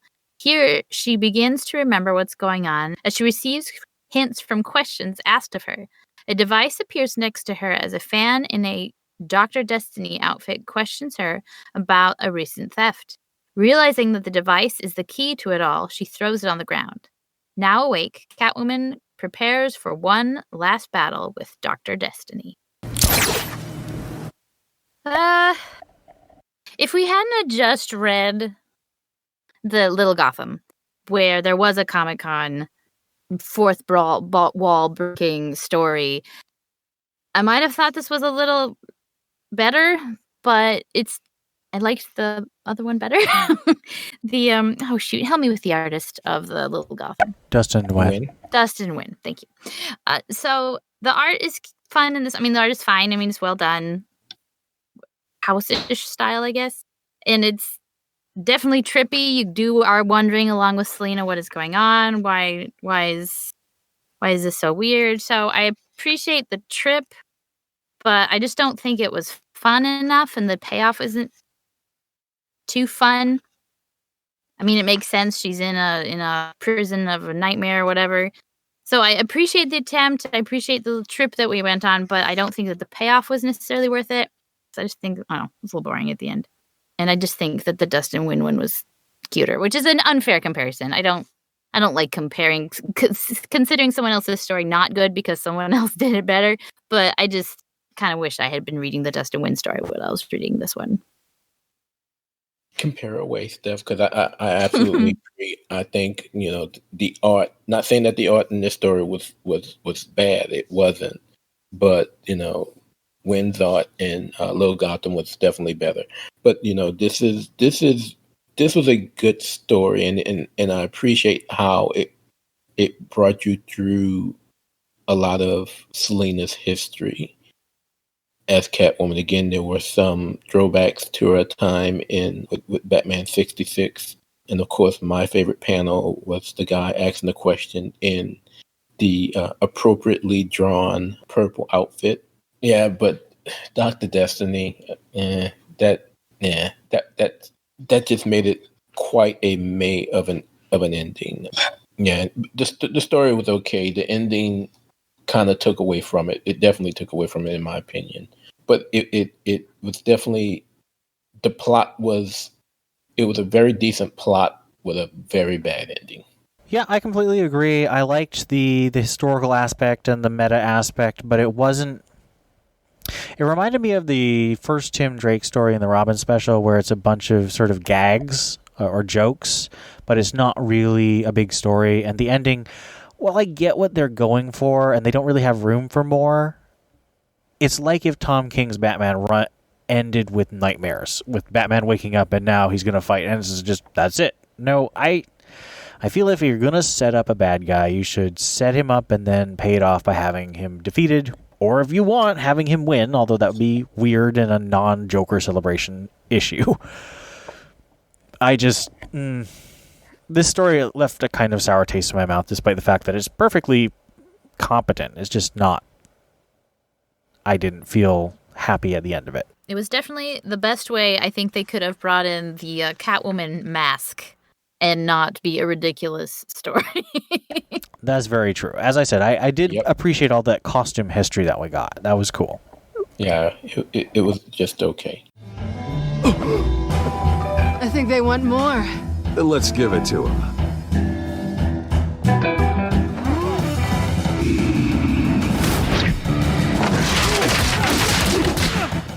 Next story, Addicted to Trouble by writer Ram V and artist Fernando Blanco, who are actually going to be our team starting with Catwoman number 25 in a couple months.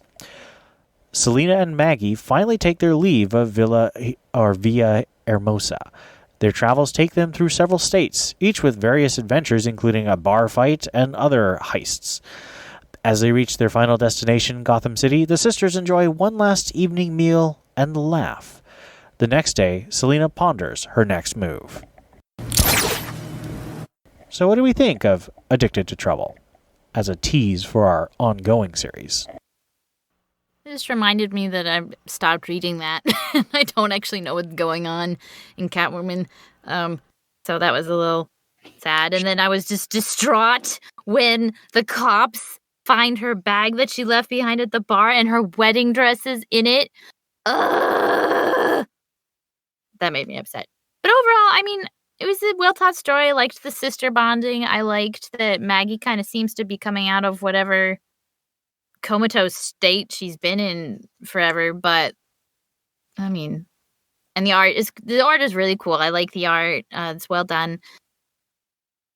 Probably get into a discussion about continuity and what the heck is going on and why is she with Maggie in Gotham when she's supposed to be on the top of a mountain saving Bruce from hypothermia, but whatever. And when does this story take place and blah, blah, blah, blah, blah. I think, I don't know. I don't know what to think. Yeah, this I'm going to piggyback and mirror a lot of stuff Steph said. This was a very interesting story. It was a very quick read, with regards to Selena and Maggie doing their cross-country trek from Villa Hermosa back to Gotham. But oh man, there are some plot holes in here that I hope gets fleshed out. Once Ram V takes over in issue 25. I mean, there's no mention of City of Bane. There's no mention of the mountain and finding Bruce. There's nothing. I mean, you get Selena sitting at the bistro, and it's a nice, pretty day in Gotham, and it's like all of the events of Batman that Tom King brought us through is kind of missing. So I'm hoping that once Ram V takes over in issue 25 and he's done pretty well in the other fill-in issues that he's done for Joel Jones. So, I have no problem with him taking over the series moving forward. But I really hope that he fills in some of the holes because, of course, none of the fill-in artists between Joel Jones' last issue and when he takes over in 25 are going to be doing that. As a matter of fact, she's still in Villa Hermosa in those issues. So, yeah, we really need to have some holes filled here. I think that the problem with Catwoman is similar to the problem with Dick Grayson. they decided on what I think is an extremely uninteresting and unsatisfying status quo for both of those ongoing titles right around the same time, and both of them have gone on for a really long time without connecting to anything else that's going on. So Selena's just been doing her own thing in Mexico, even though she's also in Batman and has been in Batman since issue 75. The one almost excusable thing about Nightwing is, at least in all the other issues, they're like, yeah, of everything else, they're like, yeah, Nightwing has amnesia, he's not here right now. So at least they acknowledge that Nightwing is not around, whereas Catwoman is just literally two different people. Agreed. And this story is fun. I will not disagree. I haven't read a lot of Ram V, but he's sort of one of the new hot writers that DC is working with. Fernando Blanco has been a favorite of mine since Batman Eternal. I really like his clean lines, and he's got good storytelling ability. But this, and I agree with Steph, the piece where Maggie seems to be getting better is really nice. That's heartwarming. But this makes no sense with what's going on with Catwoman in Batman. And that is intensely frustrating. It just seems so unnecessary. So it's a fine story. It just symbolizes the frustratingness of the status quo right now. Yeah, and I will also say, mentioning Maggie, I did like, the Thelma and Louise feel of it until the caddy broke down and they had to leave it. But yeah, it leaves a lot to be desired from the standpoint of continuity and just answering those questions. All right, so let's do our final story. Why do you never listen to me? Sorry, Selena. I really was leaving town. I just needed some traveling money.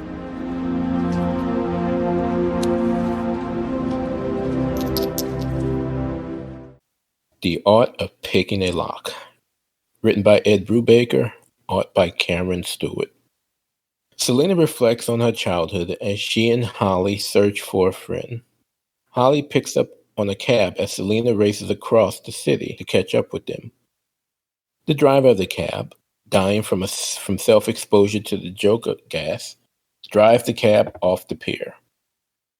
Selena arrives just in time and immediately jumps into the water.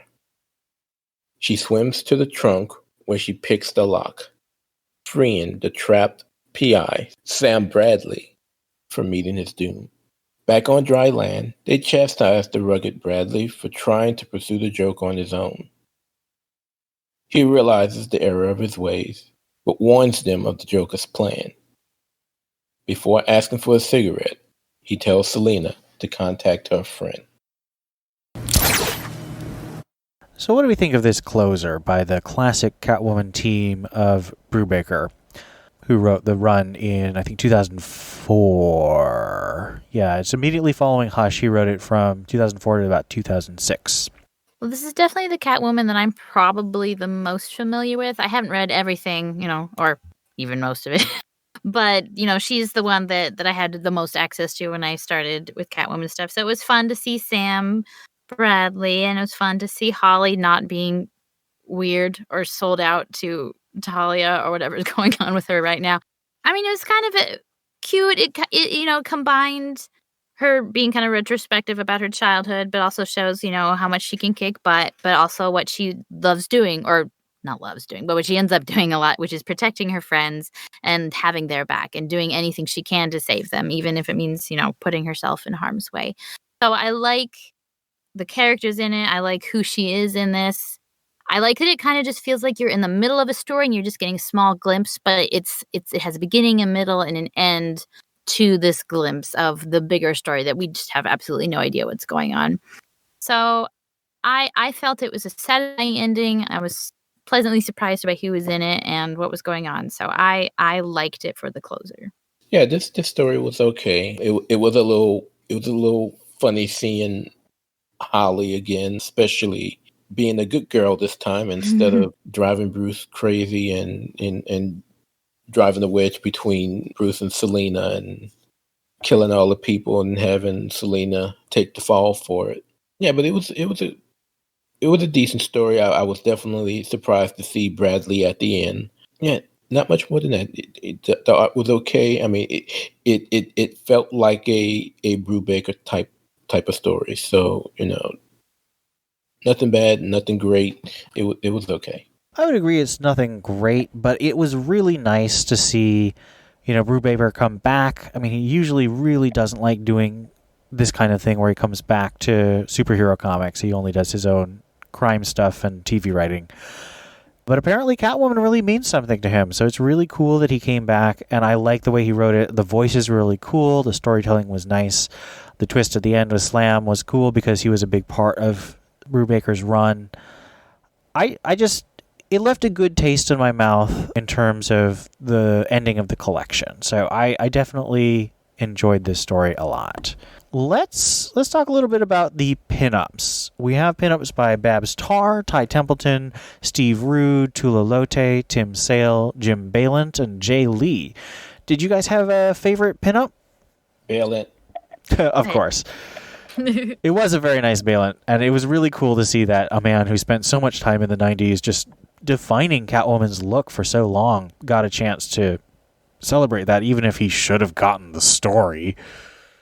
I got one of my favorite is the Babs Tarr one where she's like kissy face with what looks like David, the statue of David, and she's just adorned in these gems and jewels, and she's shining, glistening, and she's wearing her new armpit suit with a little more side boob than I think is normal. But anyway, I just really like how ethereal that one looks. And then the one that just, I don't know why I love it so much, but the Hang In There Kitty by Steve Rude and Matt Hollingsworth. That one just, I don't know why that makes me laugh so much.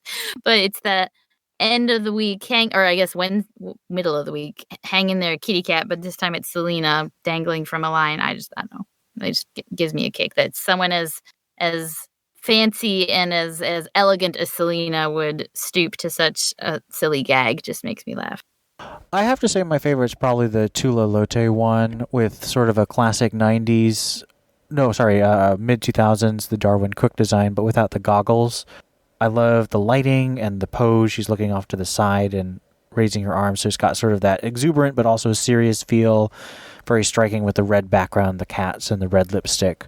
I did like the Jay Lee one, but I don't like the modern design that Joelle Jones drew, and it kind of makes me sad because Jay Lee drew the covers for my favorite Catwoman run of all time with Genevieve Valentine, where she becomes the head of the Calabrese crime family, and it's a very dark but very good story. But this was not using that classic costume, and it wasn't quite as impressive to me as the Tula Lote one. So that's my favorite. Do we have favorite covers? There were tons and tons of covers, including like 8 by Scott Campbell himself. Do we like the normal cover by Joelle Jones, or one of the Decade variants, or one of the various store exclusives? I ended up with the Joelle Jones one, and I like that one. Of all the ones that I had in my shop, that was my favorite.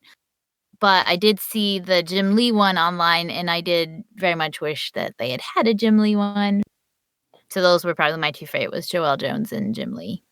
Yeah, I just stuck with Joelle Jones. I was a little disappointed that she wasn't more involved in the spectacular, considering she carried the book for the first 20 some odd issues for the most part. But that was my favorite, and yeah, the Jim Lee one was pretty nice as well.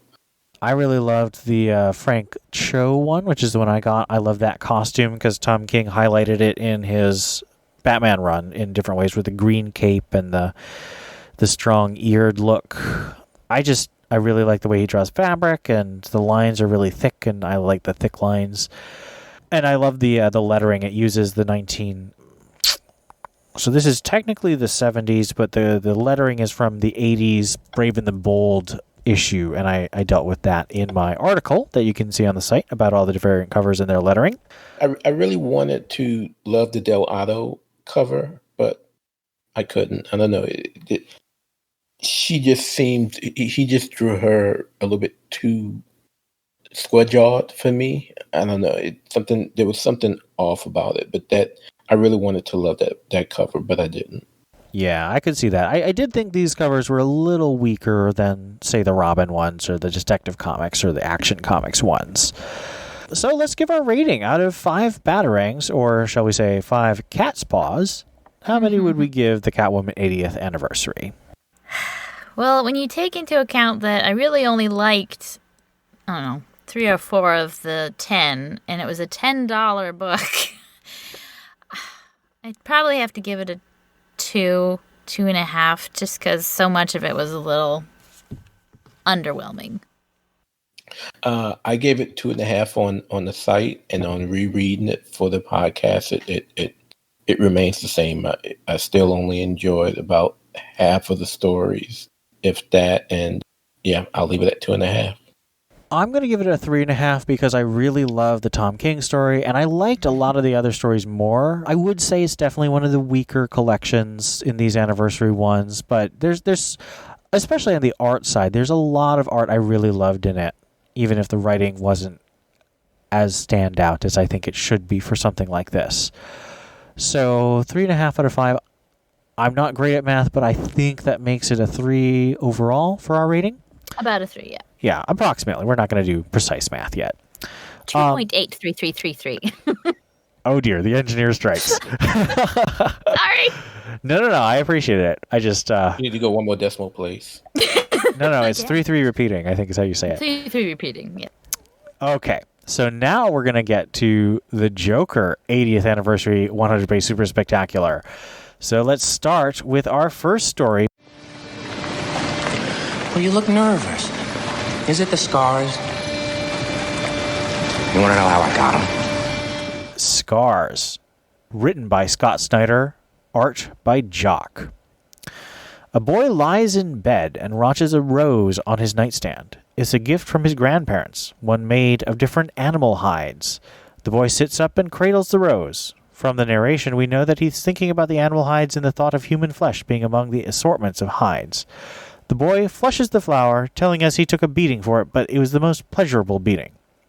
Years later, this boy has grown into an old doctor, and he is relaying this story to a client. The client is a GCPD officer whose mouth has been carved into a wider, grotesque Glasgow smile given to him by the Joker. The doctor asks the officer to put his mask on. He complies. The mask has a bunch of strings and stuff to try and heal the officer if he wears it. The doctor points that the officer is afraid of healing. The fear within the officer is that if he heals, the Joker will come back. The officer relays that the Joker somehow knew that his vanity was his smile.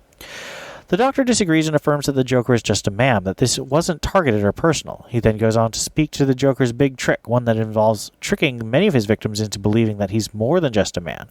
One last time, the officer asks the officer to keep the mask on. The officer drops the mask to the floor, breaking it and promising to repay the doctor. He then exits. The doctor calls Bruce Wayne, his benefactor, and lets Mr. Wayne know they lost another victim to the Joker's tricks. At home, the doc gets ready for bed and notices a rose, much like the one at the beginning of the story, sitting on a nightstand by his bed. He's bewildered by it. Suddenly, the rose fires acid into the doctor's face. Our last panel is of the Joker's hand reaching out from beneath the doctor's bed. So, before we get to our analyses, we have a guest who many of our longtime listeners will be very familiar with in terms of his love and passion and defense of Scott Snyder's writing. We were able to talk with Ed about what he's been up to and what he thought of this Joker story.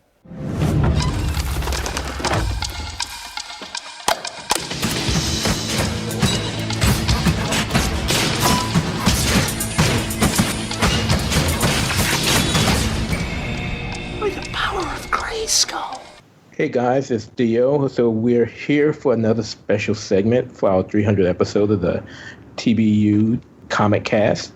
And we have another special guest. Let's welcome back to the Comic Cast, Ed. Hello everybody. Thank you. Thanks for bringing me out of the bullpen for a couple minutes. I appreciate it. Welcome back. Thank you. So, few questions. We want to make sure that we brought you back, and I actually kind of begged for you. So I'm a big fan. I've been a big fan since, well, there's two. One being the episode where we discussed Batman issue 50 and you went into your marvelous rant of how wonderful of issue it was. Yeah. I'm not even going to sugarcoat it, but I think this is just junk. It's sloppy, and it doesn't do anything for me at all. It puts you through 6 months of stuff. And Psychopirate, God, like, are we still going to do this with Sky? And then the one that cemented it for me was actually during a Monkey Watch episode when the question was asked, what was the one city you wanted to retire to? You remember what city that was? Retire. Was it my New Orleans or my main rant?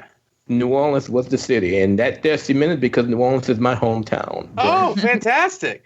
I love New Orleans. I go there as many times as I can. I mean, with COVID, I haven't traveled much recently, but every time I'm in town, I go to Crescent City Comics, and I love New Orleans, man. It's I live in Tallahassee, so it's 5 hours away by car. It's not that far.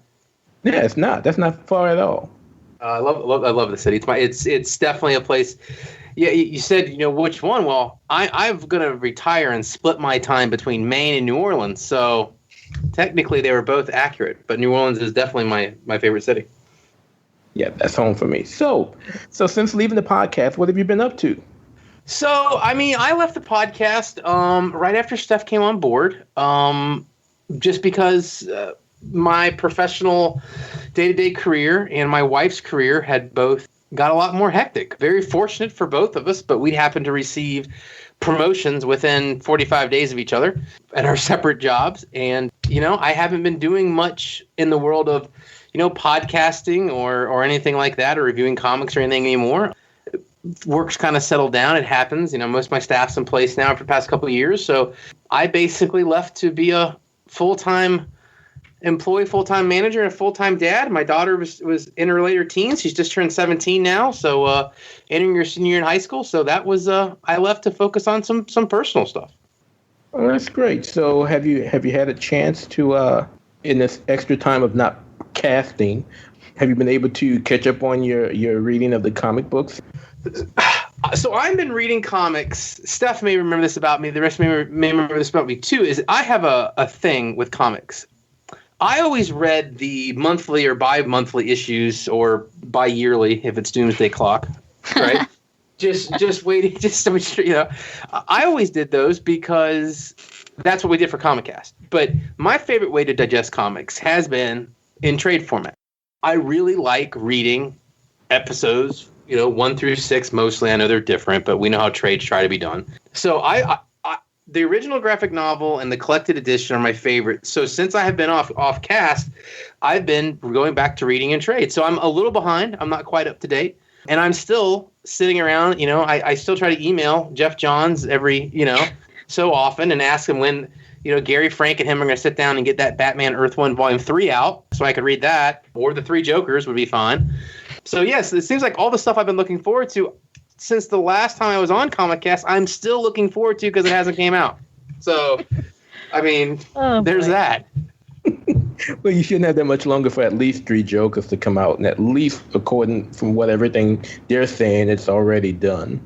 Well, yeah, but so if you had to bet money right now that all 3 issues, I know it's supposed to be 3 issue max issues, all 3 issues of the Three Jokers is going to come out on time without a delay, how confident would you be in that bet?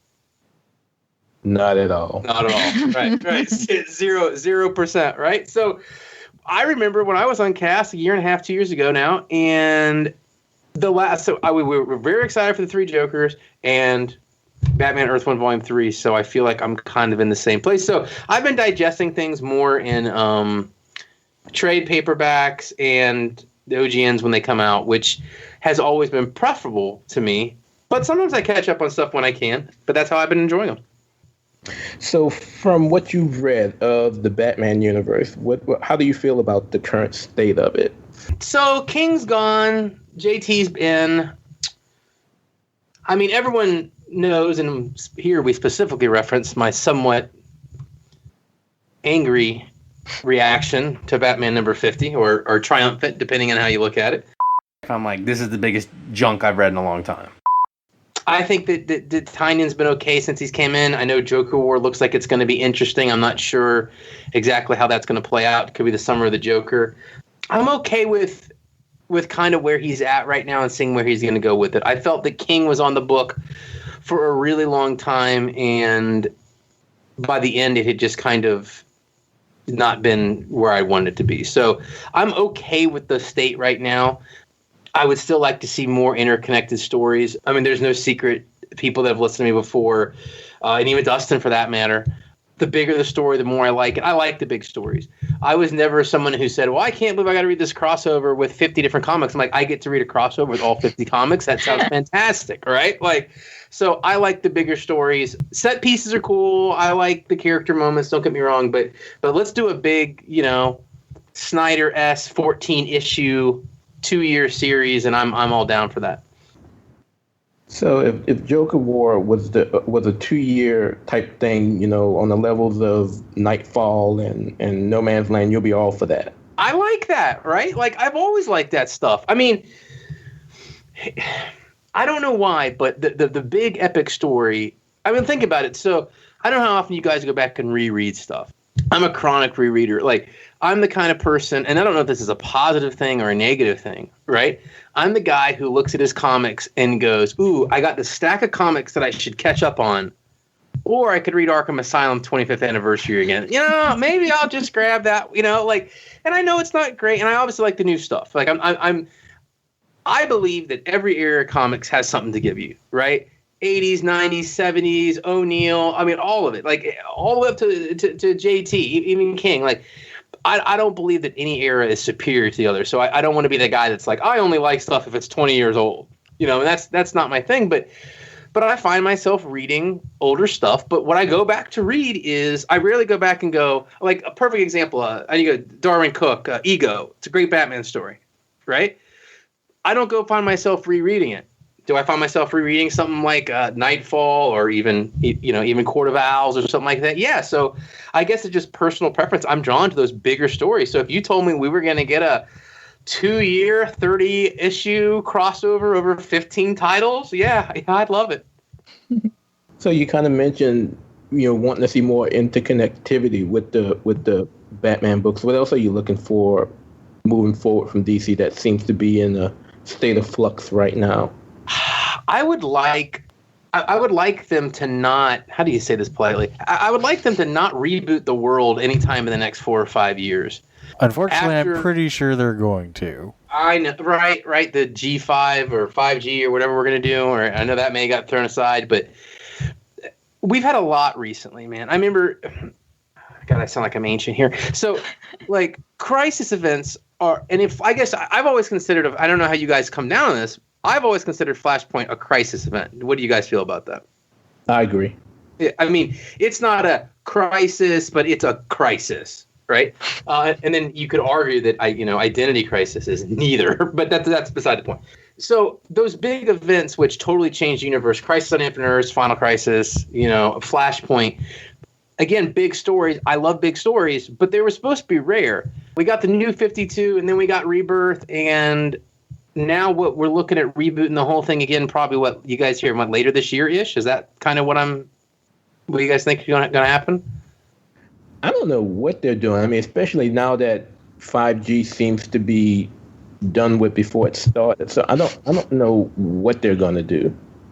And that's the thing. Like, the cool thing about the DC universe that always appealed to me over Marvel, and I'm not a Marvel hater per se. I just don't read it and I don't enjoy it. So I guess that makes me a Marvel hater. Is that the DC universe always was a one coherent storyline, right? Even with Crisis on Infinite Earths or Flashpoint, when you wanted to redo the universe, you didn't just throw it away and do a new universe. It was part of the story, and it just seems like recently we haven't been able to kind of build the universe to its fullest potential because we've been scrapping it and kind of redoing it too often. So the biggest thing I would like to see is a longer stretch of continuity where we're not breaking the bubble every time. That would be lovely. It'd be nice, right? For like at least a couple days, Or at least keep the continuity in the same time period so that one book doesn't do one thing and another book does another thing. Right? Like, how tough is that? You know, if you want to do, listen, like, I love Elseworlds books, right? Like, Gotham by Gaslight, anybody who remembers me, I would harp about that book. I loved the Elseworlds stuff. And if you want to do a cool non-continuity, you know, slam a black label on it or whatever, you know, but that doesn't mean you got to wreck the entire continuity of the universe just because you want to say, what if Batman, you know, insert here was vampire, killed somebody, blah, blah, blah, blah, was from the 1800s, grew up in Russia, grew up underwater, Aquaman's cousin. It doesn't really matter, right? Like, but if you want to do something like that, I love the creativity. Just don't wreck the whole universe over stuff. You know what I mean? Yeah. Yeah. So, everyone who knows Ed is a big fan of Scott Snyder. So so part of the cast, we were reading the Joker 88 special, and one of the stories, actually the first story, is a story from your favorite Scott Snyder. So were you able to take a look at it? And if so, what are your thoughts? I did. Now, I read it. Thankfully, it was the first one in the 80 issue, 80 page giant, because I grabbed the copy before we got on here, and I'm like, oh God, please tell me because you know sometimes those 80 pages, 100 pagers, like they're not the best laid out. It's very difficult to find anything, right? So I was very happy that it was the first one. But besides that, you know, Jock's the artist on this one, right? And that's, you know, Black Mirror, him and Snyder did, which, you know, I know Steph's opinion on this, but it's great. I don't mind Black Mirror. No, you know, Black Mirror you were okay with, right? I was okay with that. Yeah, that was fine. Black Mirror is the best thing Snyder's ever done. Really? That's a bold statement. I mean, I think it's great. I think Jock's art is great, right? I think this very much reads like it could have been. To me, this feels like, and I'm not talking about visually, but the tone of the story very much feels like the Joker of Endgame to me. Kind of that scene where at the, you know, spoiler alert, if you haven't read it, you should, you know, stop listening to me talk about it, I guess. This scene at the end where the Joker is under the doctor's bed, very reminiscent to me of when he's underneath Commissioner Gordon's bed in Endgame, you know? There's also some references in here to the man who calls himself the monster, you know, the when Snyder was talking about, is he immortal, is he not, type thing. So, yeah, I mean, I felt like it was very Snyder. And thankfully, with a small page count, we didn't have to see how the story would get wrapped up. I mean, it was just kind of a fill-in. So I could see this in the Endgame universe, the Endgame timeline in a way. If this had been a side story in that story, it feels like it fits to me. What did you guys think? Did you guys get to read it? Yeah, I did, but I am not the biggest Snyder fan, so That's okay. I'm gonna leave that be. It was okay compared to some of the other stories in the Spectacular. It was definitely better, but there's something about Snyder's style that doesn't work for me, and I guess it's because, you know, like you mentioned, sometimes when he writes, he doesn't wrap up a story. Oh, yeah. Yeah, and sometimes I just like to get to the end. What happens at the end, let it end, and not leave it open for speculation. And I think that goes to style we like, which is funny because earlier we talked about, you know, I like the giant long story, right? So to me, it's always, you know, it's like when you're traveling somewhere and you stop and have a scotch in the airport or whatever, right? You got to enjoy the travel to me as well, you know? And with Snyder, I mean, there's no doubt that he's one of my favorite writers. Everyone knows that. And it's cool that if you don't like him, because that's the cool thing, right? Everyone's got something that they speak to them. That's the whole thing about literature and comic books, I guess, specifically, that makes it cool, is that so many people with so many different styles out there's something that's going to speak to everybody, right? But if you ever read his book of short stories that he wrote called Voodoo Heart, it's actually almost comical because it's, I don't know, I can't remember 10 or 12 short stories or whatever it is, but literally everyone just kind of ends with no ending, you know? So it's definitely part of his style, no doubt about it. Well, do you think that's the way he does like horror? Because this first story is definitely like a horror story.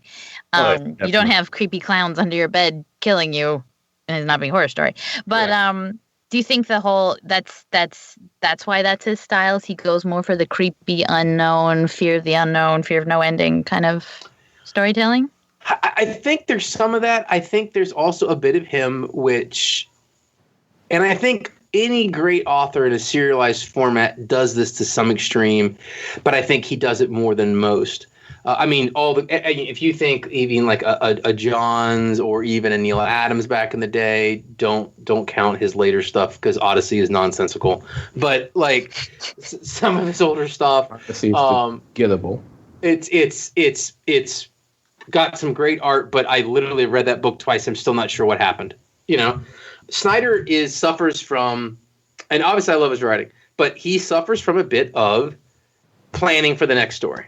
You know what I'm saying? Like this one has got seeds for this one, and this one's got seeds for this one, and Court of Owls is cool, but what else can we do with them? Black Mirror is great. Where did the sun go from here? Where does Jim Gordon Jr. go? So he does have a bit of that. Now, it is advantageous when you're writing a serialized format to do that sometimes, but eventually you have to get to an end, and I feel like on his Batman run, that by the time it was all said and done, I think we mostly got payoff. But I do feel like he likes to plant those seeds a little bit, and it can, I remember Stella on Zero Year. I thought she was gonna have a breakdown because she didn't feel like that story was ever gonna end, But yeah, no, it's definitely I could certainly see where his writing would annoy somebody. You know what I mean? Like I get that. Well, Ed, thank you so much for joining us, and we hope to have you back one day, maybe for 350 or 400 and somewhere between. Or, hey guys, anytime you want me on, just let me know. Email me. That's how I live. I don't really do social media, but if there's ever a Scott Snyder story in Batman or something in the peripheral, and you want me to be your special Scott Snyder consultant. Right. Well, Ian here's a question for you. Here he comes.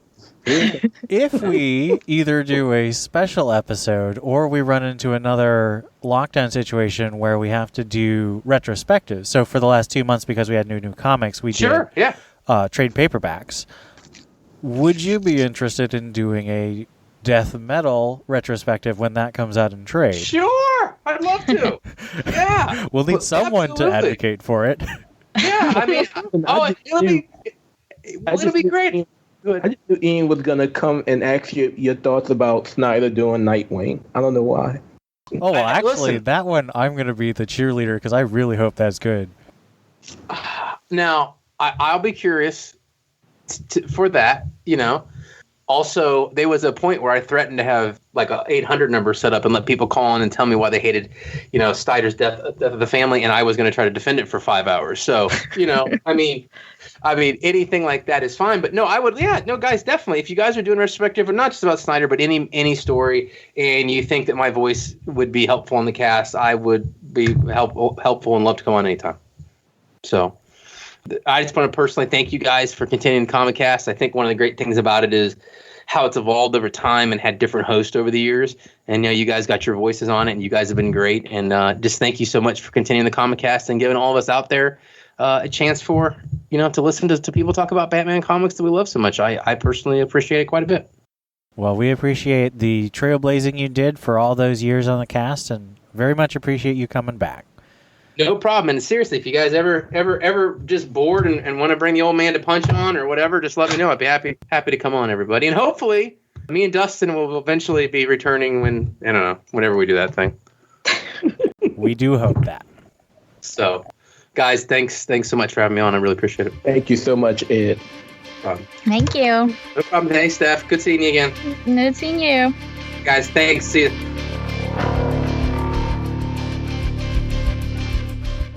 And we will now give our thoughts for the story. Steph, what do you think of Scars? Well, like I briefly mentioned when we were talking to Ed, is this definitely has a horror story vibe. It's got a creepy clown under the bed. It's Joker apparently knowing his victims very well, knowing their weaknesses, knowing their history. I didn't like it, but I mean, it wasn't because it was a bad story or poorly written or even the art. it's just not a story I would choose to read. I mean, Joker. It's very well done, and I like it. Kind of like The Dark Knight. I hate that movie. It's very well done. I was worth watching once, and I'm good. No. I'm good with my. I've seen it more times than once, but I wish I'd only seen it once. It hits me in a place I don't like to be hit, I think. And I guess in that way, I mean, it's a very well crafted story, but it's just so icky. I just can't get over that. Oh, poor Steph. Yeah, this was a typical Scott Snyder jock story that, kind of reminds me of the horror of their Witcher series. Yeah, it's not a story that I was too crazy about. Very icky. Again, for what's supposed to be a celebratory spectacular, and this is kind of what we get. So, I mean, it is what it is. It's what these two do a lot in their storytelling. So it's definitely not my cup of tea. So I'll just leave it at that. This story, I think, highlights both the best and the worst qualities of Snyder's writing. He is very good at these poetic sort of philosophical explanations of things, although Scott over on the website didn't like that part as much. He's also very good at getting really impressive stuff out of his artists, particularly Jock, and I think Jock does fantastic work here, very evocative, very powerful. It also has some of his worst traits. He's very wordy, not necessarily... It's really not necessary that he's quite as wordy as he is, and his ending is just awful. It does not make sense that the Joker knows any of these things. And it's very clear to me that Snyder thinks Joker does know these things. I don't think Snyder necessarily thinks Joker's more than a man, but he writes him as more than a man. He's always sort of given Joker exactly the powers and exactly the knowledge he needs to be the most scary, because for Snyder, he is exactly what the Officer thinks. Joker is everything Snyder fears. And that's sort of interesting, but it means that his stories are almost entirely symbolic and make no sense internally. It makes no sense for the Joker to be able to get a flower that reminds this guy of, his childhood when it's like 40 years ago, and then be under his bed and reach out through the door and just, it's not a good ending. It's very silly. It doesn't make sense. It's very evocative the way that Jock draws it, but it's nonsensical, and that's disappointing from the interesting setup that he gives with this idea. And I would say that all the narration is a celebration of who the Joker is, and I would say that I'm really torn throughout this entire collection because I hate the Joker, but I think that he's clearly an important character for Batman and for DC and for fans, and I think he deserves a celebration. I just am not particularly interested in celebrating him because he loves to kill people, and I don't like villains to do that. So, let's move on to our next story.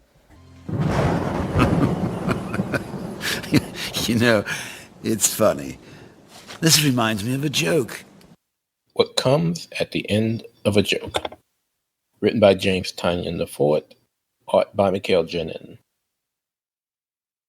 In a dorm room at Snyder College, Dean Bob is having a heart-to-heart with Alexis, a student, about her distasteful choice of clothing for Dress Like Your Hero Day. He tells her it's provocative, to which she replies, "No stuff." Dean Bob pleads with her to be reasonable, as he's trying to approach this as if he was her friend. Alexis rejects this notion, citing that he's only doing this because the school is scared that she wants to celebrate the Joker. She knows that they want to approach it from the right angle, that she's maladjusted and in distress, that it's too frightening to consider that she might have a dangerous perspective on her own volition, which would force the school into a position of punishing a student for free speech.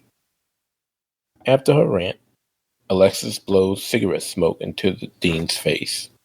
The dean is about to reprimand Alexis for smoking indoors when an involuntary laughing fit overcomes him. He asks her what she's done, and Alexis informs him she found a very complicated recipe on the internet. As Dean Bob's body goes into a garish state of paralysis. Alexis takes a picture with her phone and then goes over to her makeup stand. As she puts on her punchline makeup, she tells the dean that she's going to dress him up and hide him in her roommate Sarah's bed. Sarah's brother knew people involved in the laughing gas attack, so it's a touchy subject for her. It's revealed that Sarah was the one who reported Alexis. Hiding Dean Bob Jokerized body in Sarah's bed will be the perfect revenge. Punchline asks Dean Bob if he ever let himself feel anything or have his own opinion beyond what the board tells him. Dean Bob asks Alexis why she is the way she is. She says that all her life, people in the media around her have been telling her that she can be anything she wanted without considering that someone who wouldn't want to be a good person. This whole world you built is a joke. And I'm the punchline. As Dean Bob falls to the floor, Punchline tells a hidden figure that she's proven that she's serious. Joker then reveals himself.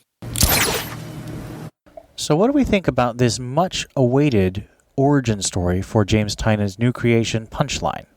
So I kind of skipped over I think I skipped over who the writer was for this one. I just kind of went in blind. So I didn't really catch that this was Punchline to start because I didn't think she was this young and in college and with the glasses. Like I really was kind of thrown a little bit for the loop. So I actually was taken for a bit of a ride in this one. I was first thinking, she's just a troll. She's trying to mess with people, wearing Joker outfits when her roommate is sensitive about it.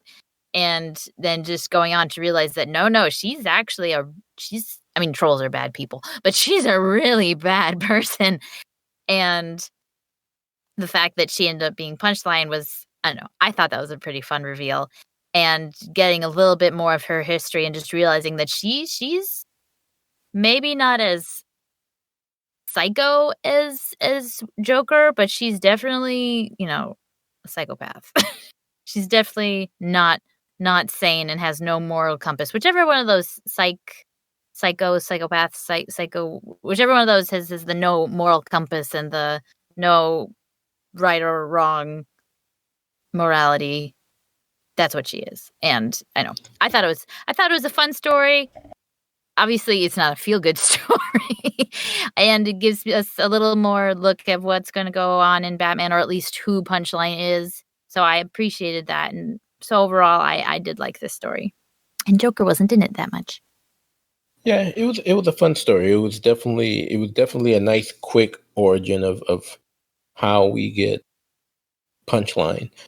She is definitely an opposite of the Joker in that she seems to be, other than being a sociopath, she definitely seems to be in her right mind. Very sadistic, very cunning, and but also very logical. Yeah, it would, not to just repeat a lot of what Steph said. It was a very good story to bring to light how Punchline came to be. And again, he was able to do it without much Joker. I thought that was really clever. I think it's very cool to have a celebration of Joker through his inspiration rather than necessarily him directly acting. And I thought that was quite intelligent of Tynan to do. I really like the thematics of this story. The idea of college young people being radicalized by various destructive ideologies. And I think that even though I know Tynan is a man of the left, he didn't connect Punchline directly to any current ideology. He wasn't trying to demonize any political opponents, because I think it's clear that violence and destruction and a desire to change the world to fit our own desires and trample people who don't agree with us is really rampant. And it doesn't have a side. It's just people trampling each other. And I think Tynan really hit something there. That this story clearly touched an ideological or not an intellectual nerve for me. It made me really think, and I appreciate that a lot. I usually think of Tynan as much more a fun sci-fi continuity comic book fan, and I think he is really good at this. But this made me think he actually has some real empathy and some real thought that he can put together in a very intriguing story. So I am interested to see if he actually does more with Punchline along these lines. I know he's promised that he's not going to be killing off any of his new characters, which I don't mind. I don't like killing characters, but I may end up hating Punchline if she kills a character I really like. So we'll have to wait and see on that. But for now, I think her origin is extremely intriguing, and definitely this is my favorite story of the bunch. She is wearing purple. Maybe she'll want to get rid of some purple competitors. Oh, you know they're not going to do that, because then they'll know I'll fly all the way to L.A. and storm the office. We're talking about spoilers. Yes, I think everyone knew that. Not Catwoman. So let's move on to the third story. Without Batman, crime has no punchline. Story 3, Kill the Batman, by writers Gary Whitta and Greg Miller and artist Dan Mora. Following the death of Batman, Lois Lane gives us an exclusive look at the Batcave. She interviews Alfred, who is the one who revealed Batman's secret identity to the world after his passing. He did it because he wanted the world to know of Bruce Wayne's sacrifice, to know of his deeds beyond billionaire playboy. Lois Lane interviews other people in Batman's life, including Jim Gordon and Superman. At Batman's memorial service, a fully healed Judge Harvey Dent speaks to his many good deeds both as Bruce Wayne and Batman. In the crowd at the memorial service, a dismayed Joker lurks. He's wearing a trench coat and a hat, and he has a bomb strapped to his belt. Mr. Freeze speaks to Batman's works, noting that while he fought Batman behind the scenes, Bruce Wayne worked to help Nora. Freeze says that he would have known that Batman and Wayne were one and the same. He wouldn't have given Batman the cold shoulder. The crowd laughs, which bewilders and angers Joker. They should be mourning their dearly departed Dark Knight. Wonder Woman speaks next, and the Joker begins to ponder what this all means to him. He looks at the smiling faces of the crowd, upset that no one is sad. Then he realizes that this means there's no place for him anymore. But what else is a fiendish, merciless, psychotic, cold-blooded maniac who only gets off on tormenting others supposed to do, he asks himself. We cut to the Joker working at the Gotham DMV, where he tells a client that the client has the wrong form, damning said client to the back of the line. I liked this story, and there's a few reasons. One, this is obviously an alternate universe, because one, Batman's not dead. Two, Lois Lane is not a TV reporter, she's a newspaper reporter, and 3, Harvey Dent's not a judge, and if he had been healed, there's no way in the world they would ever hire him for, the justice system. He would be in prison. But aside from that, I thought it was kind of, it addressed a question that I think we ask a lot, like why they can't kill off Joker, or, in Joker's mind, why don't the comic books kill off Batman? It's because, then he would have no enemy. Like that's the whole shtick, is that they feed off each other, and as one gets stronger, the other has to get stronger to match, because they are the ultimate rivals. And so I think short story that asks that question, the ending gag is actually pretty funny, and I think that it does a good job celebrating Joker and asking a question that we do ask a lot on the other side. What would Batman do if Joker was gone? But also, what would Joker do if Batman was gone? So I appreciated the story, and I liked that it was more cerebral than icky.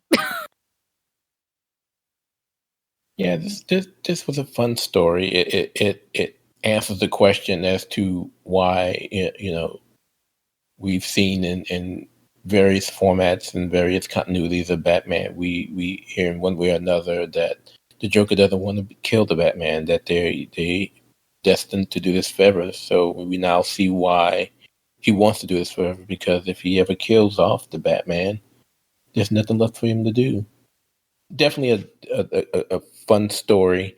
I absolutely love the art. Art was very beautiful. Nice coloring throughout. And on some of the panels, I almost thought I was looking at a Greg Capullo drawn story. But all in all, it was still great. But it was fun.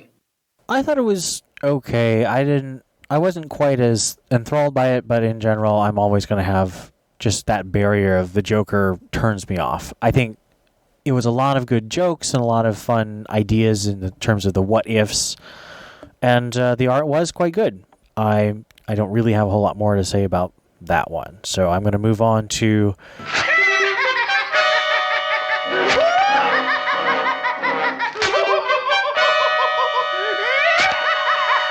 introducing the Dove Corps, written by Denny O'Neil, who we already highlighted, but this is another celebration. So, celebration of his life and work, and he did write the only Joker solo ongoing series. So it's very fitting that he wrote a piece in the celebration 40 or 50 years later.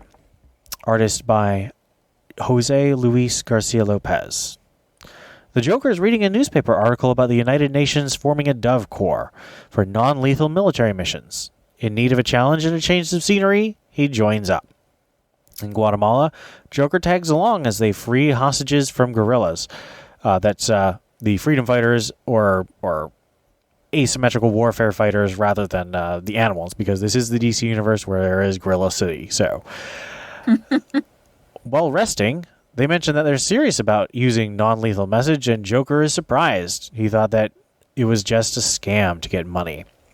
The next day, the Dove Corps and Joker assault the guerrilla base. Joker uses his super itch cannon to win the day without killing anyone. The members of the Corps are so thrilled by their success, they award Joker with an official membership and a button. Joker then shoots all of them to death. I'm flattered, but killing is so much fun, he says. So what do we think about Denny O'Neil's story here? I think there's one more coming out, but this is one of his last published works. It was definitely random. It definitely had, from my expectation of Joker, which is definitely more like I said, Batman 66, Batman the animated series. So this definitely has like the randomness and the why in the world did you do that? Why would you join the Dove Corps that doesn't use violence when you love violence? Well, he wants to challenge himself. So I thought it was quirky. It definitely has the mom Joker ending where everyone is dead. So that's, at least there. But overall, I was not disappointed by the story. I thought it was exceptionally weird and definitely had me reading pages twice just to make sure I didn't misunderstand something. And the art is good, fine. I mean, cartoony and definitely a little over the top without being Kelly Jones. I liked it overall, but it was strange. Yeah, this was I really like the story. If you want to know how Denny O'Neil wrote the Joker when he did the classic series, this will do it for you.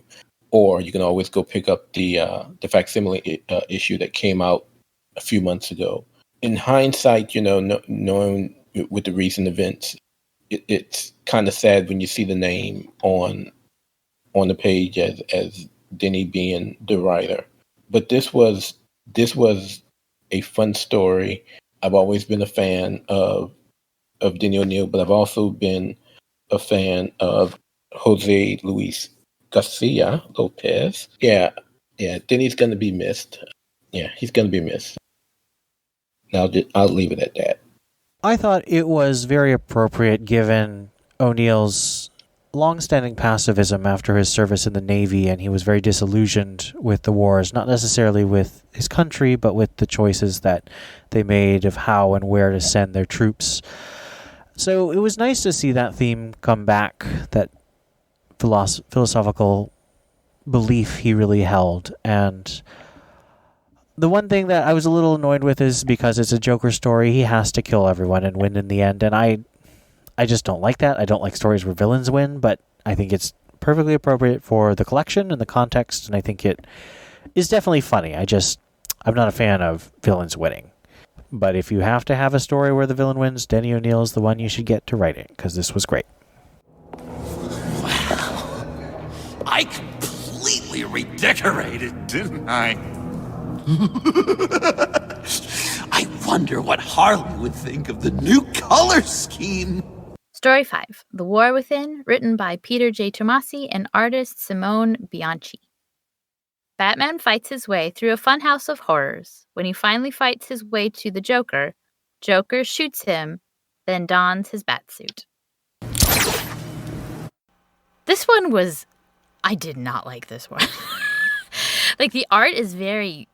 The artist, you can tell, is very talented, but I just didn't even know what was going on. And there's all these Joker's talking to himself through the whole thing. I don't know. I didn't really care. And the end is icky, and he's got green lipstick, and he's wearing a bullet-riddled batsuit, and he has weird Medusa hair. I don't know. I don't even know what the little monologue speech bubbles are. I found myself not caring, and they were so short and so far apart. I don't know. I didn't care. Yeah, I think what really turned me off to the story is the fact that there is no dialogue other than the thoughts. But the fact that there's no dialogue between any of the characters. I quickly scanned these pages. The art was nice, definitely gory, especially when you get to that last panel when you see the Joker in this oddly looking self with the Batman costume on. Yeah, this wasn't for me. Yeah, considering one of my favorite things about Tomasi is his dialogue banter, to have a comic with no dialogue is just so distressing.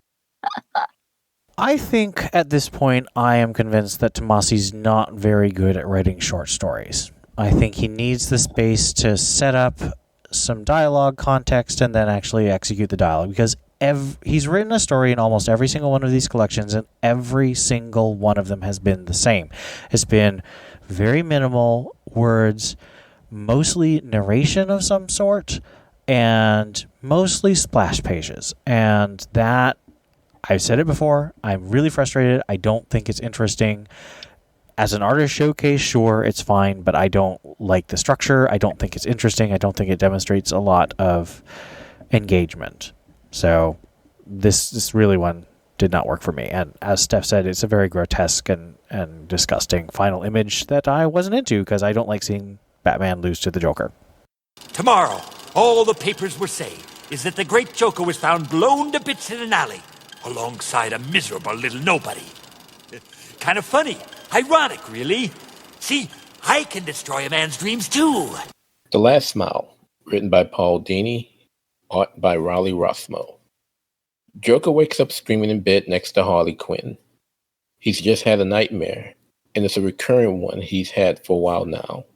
In this dream, Joker is sent to Blackgate because of his insanity plea finally didn't work. He's on death row, preparing for his end. He's dismayed that his audience is the common rabble and not the A-listers of Arkham. When he gets to the chair, the helmet is slapped onto his head without a sponge to lessen the pain. Right before the jail guards throw the switch, Batman appears and starts cackling madly. More Batmen appear, and they're all laughing wildly, tormenting the Joker. At the bar, Harley relays the nightmare to Poison Ivy. She tells Ivy that she loved the Joker then, to which Ivy responds by talking about dreams being the window to the soul. That dream is why you stayed so long, Ivy said.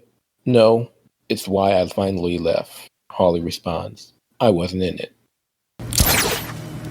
So what do we think of Paul Dini doing basically a Harley story? I liked this one in that I didn't really like a lot of the other ones. I mean, it's a nightmare, so in that sense, Joker is free to do whatever he wants. But it's got lots of fun little Joker gags in it, like his last meal is a pie that he then throws in the face of the chaplain, which I actually thought was pretty funny. And the fact that, he's bowing to the inmates of Blackgate before he's taking the final bow, the final curtain. And, just all his little fears that, he isn't the center of attention with the ones that matter to him. Like you said, the A-listers, the people at Arkham, it's just these nobodies at Blackgate. And so it's just, he wants to be famous. He wants to be the center of attention, and he wants Batman to, I don't know, I guess be afraid of him. And so it's just all the things that make Joker scared. And it's interesting that they mention the sponge. I wonder if Joker is afraid of elongated, like having his death be drawn out. He wants to go quickly. And so that might be a little insight into the man we know so little about. You know, he is afraid of death, or he is afraid of pain, maybe.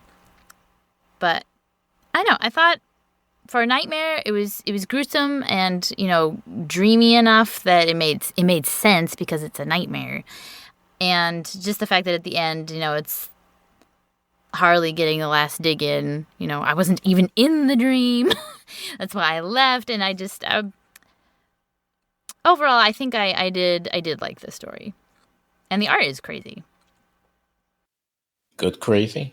I think good crazy. The colors are definitely bright.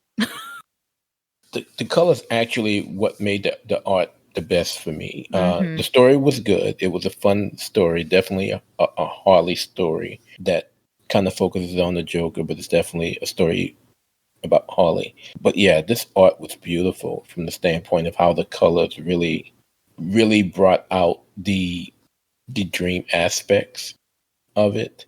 Seeing that it was a Paul Dini story, I was wondering if at some point we was going to get some type of animated series type of quips. We didn't. But yeah, this was okay. You know, I enjoyed the art better than I enjoyed the story, but the story was nicely written as well.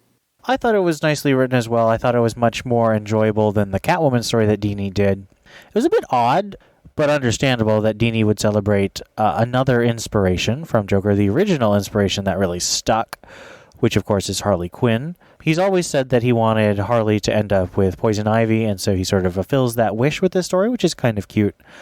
I thought the art was nice. I like Riley Rossmo's style. It's often weird, but it's always very unique and energetic, and I appreciate that. Ooh, say hello to your birthday clown. So I say sewer, I hardly know her. Our next story is Birthday Bugs by writer Tom Taylor and artist Eduardo Rizzo. Joker finds a boy pulling legs off bugs. The boy is excited, thinking Joker is the clown his father got for his party.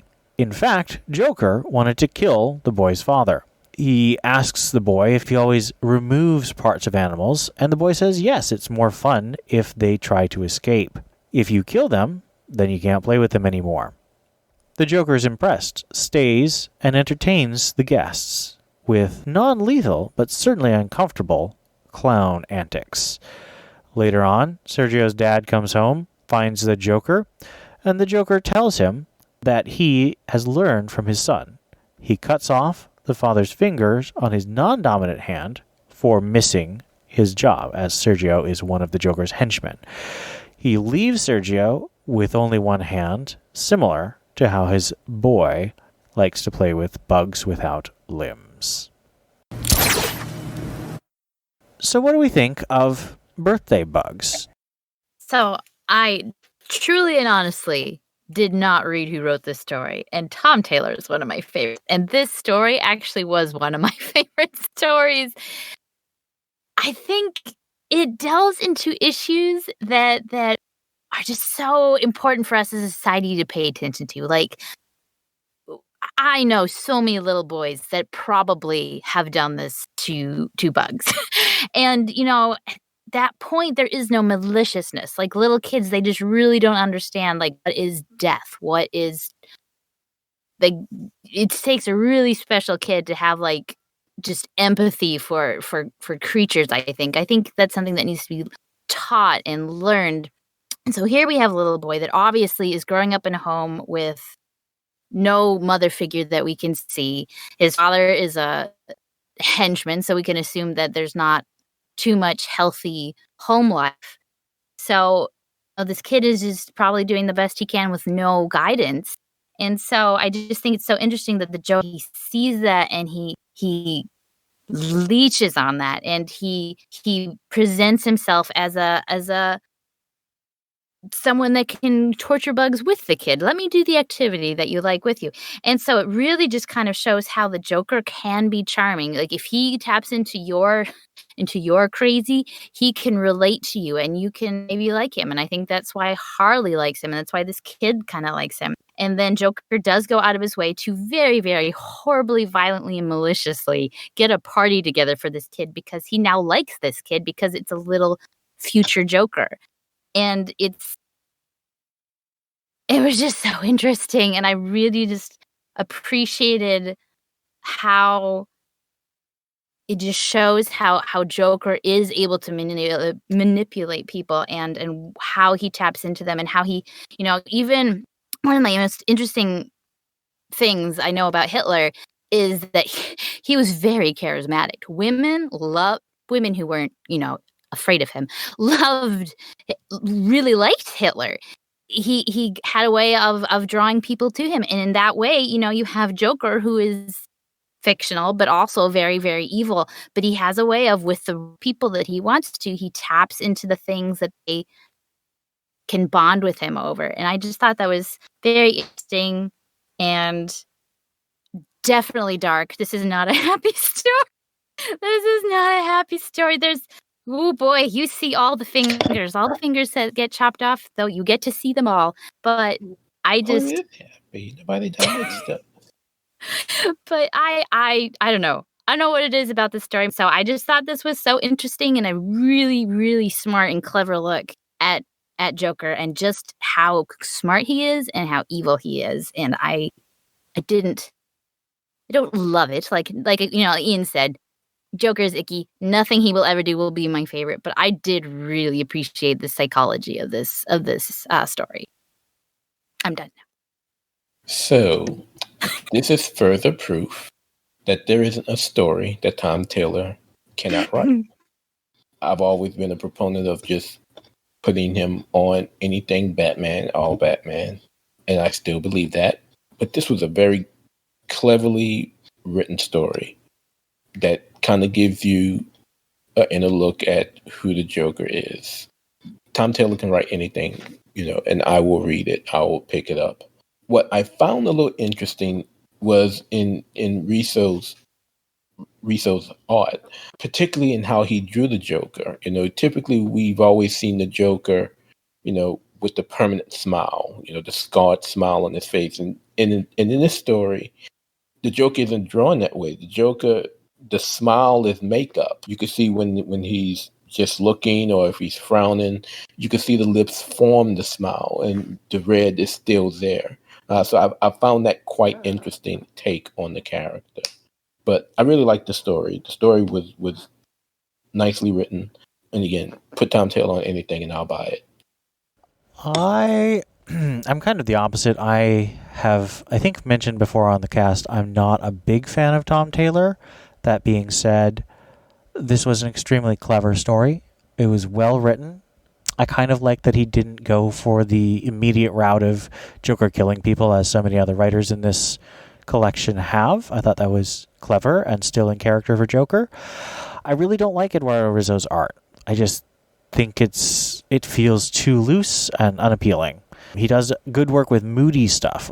His work on, I think it was the Detective Comics annual with the silhouettes was really cool, but I don't like his faces or his pencils. So this was a very clever, very intelligent story. So definitely worth checking out. What do you believe in? I believe whatever doesn't kill you simply makes you stranger. Story 8, No Heroes. Written by Eduardo Medeiros and Rafael Albuquerque. Artist Rafael Albuquerque. Two goons rob a bank. Most of the employees are tied up, but one, Ronald Ferguson, manages to sneak away. He debates whether or not to flee through an exit door, but upon seeing a fire extinguisher, Ronald musters the gumption to fight back. He charges out to face the bank robbers, whacking a couple of them before having a gun pulled on him. Tied up, Ronald listens as one of the goons talks about how most people wouldn't bother playing the hero. The goon goes into how he doesn't quite understand why someone would sacrifice himself to protect a bank, especially when the bank wouldn't care less about the insignificant employee. Ronald tells the goon that he did it for the people. Oh gosh, right in my soft spot, says the goon. He pulls off his mask to reveal that he's actually the Joker and tells Ronald that he has a crush on heroes. Joker shoots all of the hostages except Ronald. Come on, Ronald, smile. Not everyone gets a second chance at life. Really, the most of it. This one I thought was one of my favorite arts, which is not saying much that I'm going to start with art when I really don't even mention art. But I really did like the art in this one. Like, it kind of takes place at night, or at least in the evening, and there's a lot of shadow, and I don't know, I liked the colors. I liked the contrast between the brighter like reds and yellows of the flashback and the misty, almost underwater blues of being in the bank. This is probably a lot more clever than I'm able to unpack, but I did like it. I really liked Ron, for considering we got so little of him and he barely says anything, but I liked how brave he was, even though he was so scared. And I think it's definitely within Joker to take away from Ron wanted. So what Ron wanted to save everyone, so he, Joker punishes him by making sure that he's the only one that survived and that everyone else dies. So I think that's an evilness of Joker that's on par, and a joke that he would think is funny, which obviously is not. It's gross. But I thought it was interesting, and I really did like the art a lot. Yeah, the art was the best part of the story. Yeah. Now I'm about to set Steph off a little bit by saying I had reminiscent thoughts of The Dark Knight in reading this. Really? Yeah. In the beginning scene when they rob the bank, and the Joker's the last one of the goons left, and he takes that mask off, to reveal his true self. The story was okay. It wasn't great, but the art was absolutely beautiful. But it's Raphael Albuquerque, so you're gonna get some good work from him. Yeah, that's it. It makes me really sad that the whole thing takes place in the one room of the bank, and that the art couldn't have been shown off. Couldn't show off other rooms and other talents. Yeah, and on first read, I didn't realize he killed everyone. I just thought he killed his goons. But going back the second time around, I did see everybody dead. So yeah, that was weird, but it made sense with the plot of the story. I thought this was quite clever. I'm not a huge fan, again, of letting artists write, especially in big things like this.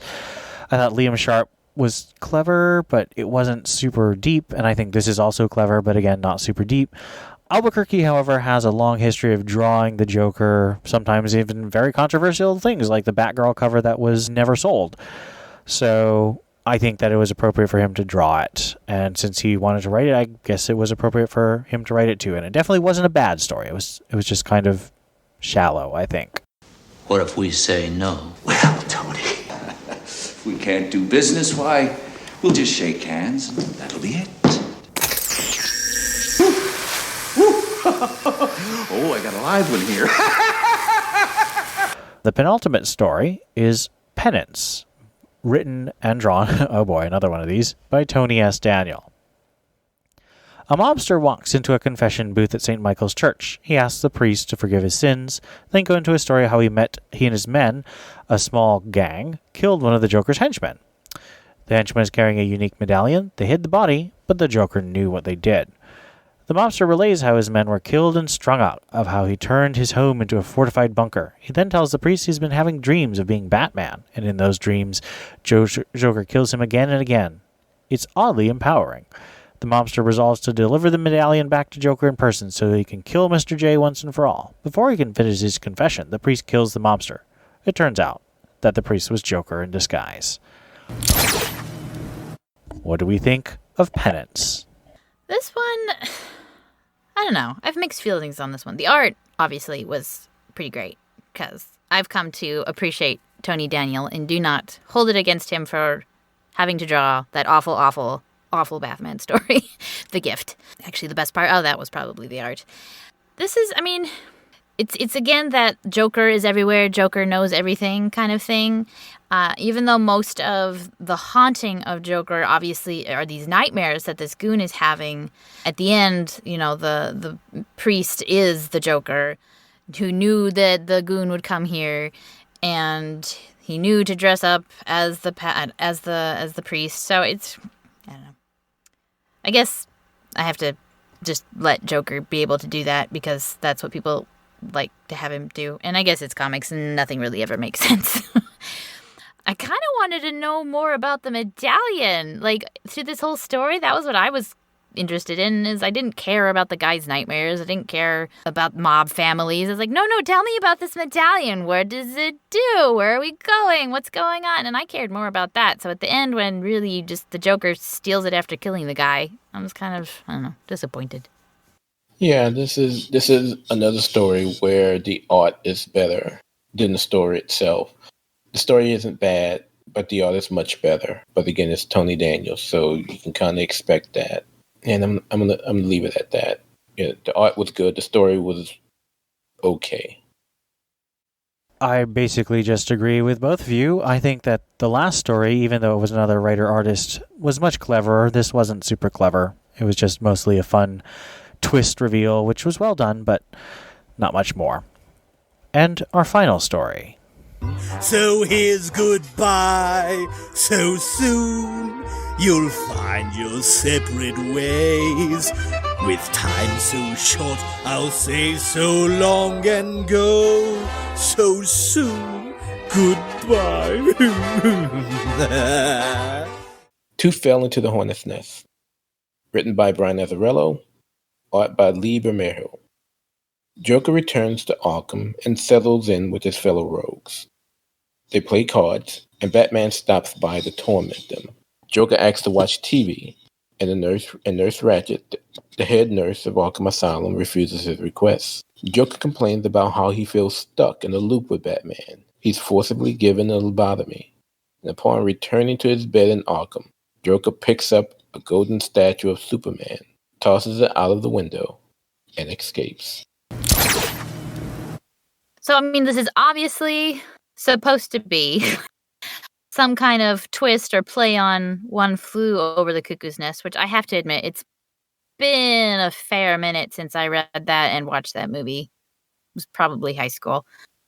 But I had absolutely no idea what was going on in this story. It's just, every panel just kind of jumps around. I mean, obviously, if you think about it, maybe it's supposed to be like that. Like, this is Joker actually being insane. He's being lobotomized. He's being electrocuted. He's being treated. He's having hallucinations. I don't think any of the scenes of Batman is actually really there, because I don't think Arkham would let Batman in with a hose to hose down the inmates while Robin takes pictures with his phone. Like, I had such a hard time tracking this. I had a hard time wanting to track it. Like, I didn't go back to try to figure it out because I didn't care.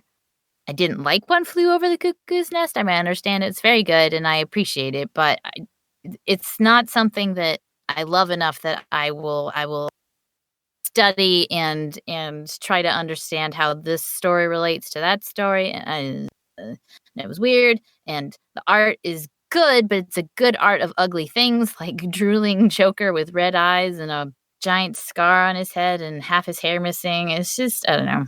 It was weird, and it just made me think more of a psycho drug trip than anything else. That's all I got.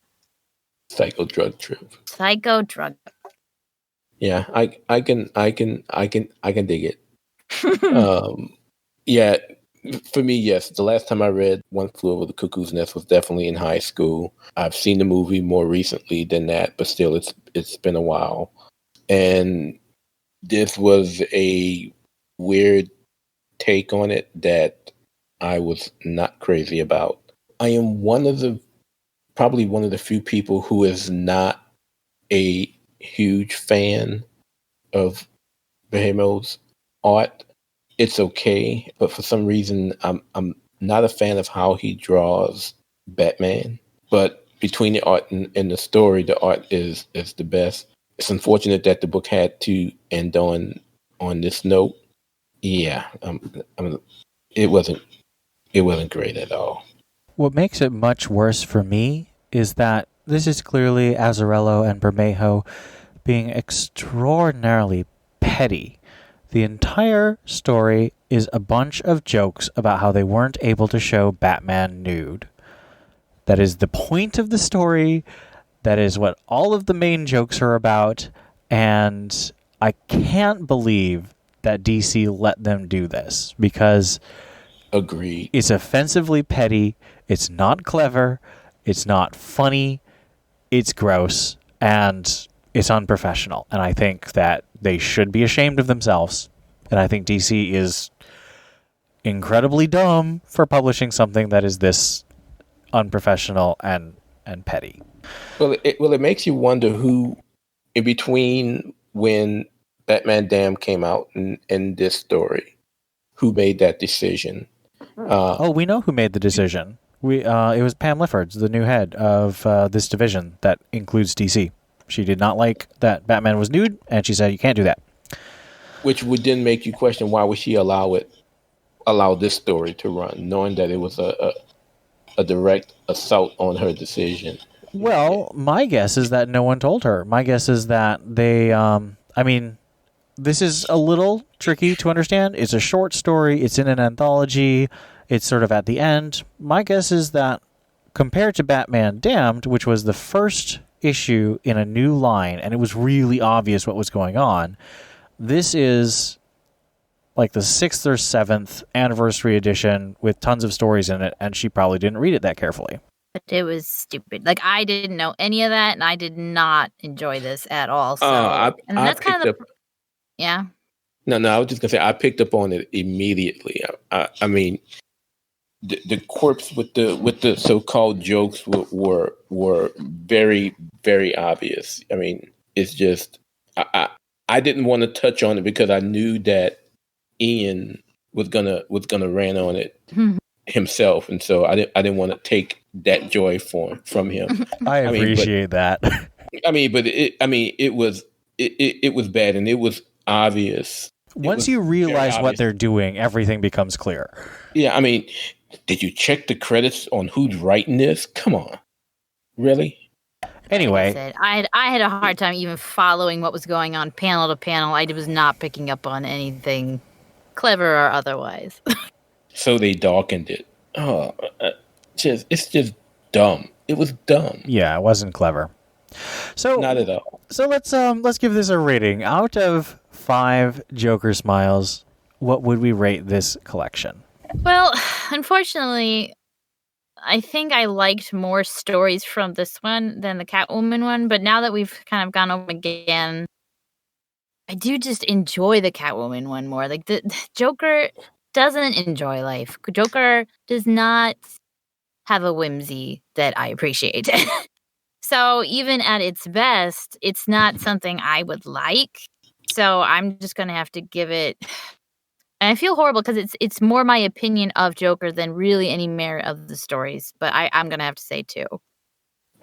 I'm going to give it 2 as well. I probably should give it 1.5 simply from that story itself. That Azzarello story should not have been released in this. It wasn't great. As much as I was not a fan of the Catwoman Spectacular, I like this one even less.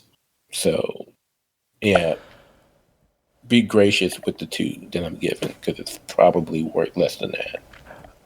Interestingly, I think I'm going to take off exactly the same amount of points. So instead of a 3.5 for Catwoman, I'm giving this a 3. And that's mostly because I was just so impressed with the James Tynion punchline story. I thought that really was worthwhile reading, and I appreciate that. There's a ton of great art on display and a lot of skill. My own personal feelings is that the Joker is not nearly as cool as people think he is, and I don't like what he stands for. So this is a collection that's definitely not for me. And I think I've tried to make a case for why, even if you are a fan of it, it's not necessarily all the best crafted stories. But there's a lot of great talent. Scott Snyder does really solid work, even with some of his flaws. Denny O'Neil does one of his last stories, and I don't know if it's Tom because... Taylor, sing the praises of Tom Taylor. You can do it, do it, do it. I will not. But I don't know if it's because he's gone now, but I really appreciated what Denny O'Neil was doing. It did feel like a fitting not last story, but one of the last stories that he wrote. It feels like a cap on his work, and it's polished. And of course, the great Jose Luis Garcia doing phenomenal work on art.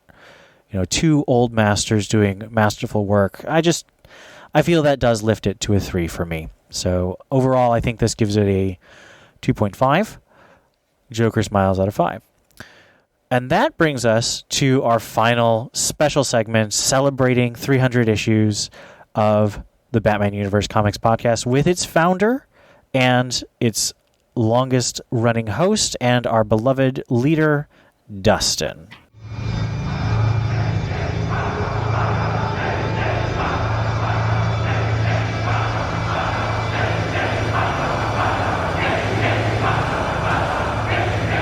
What does that mean? Rise.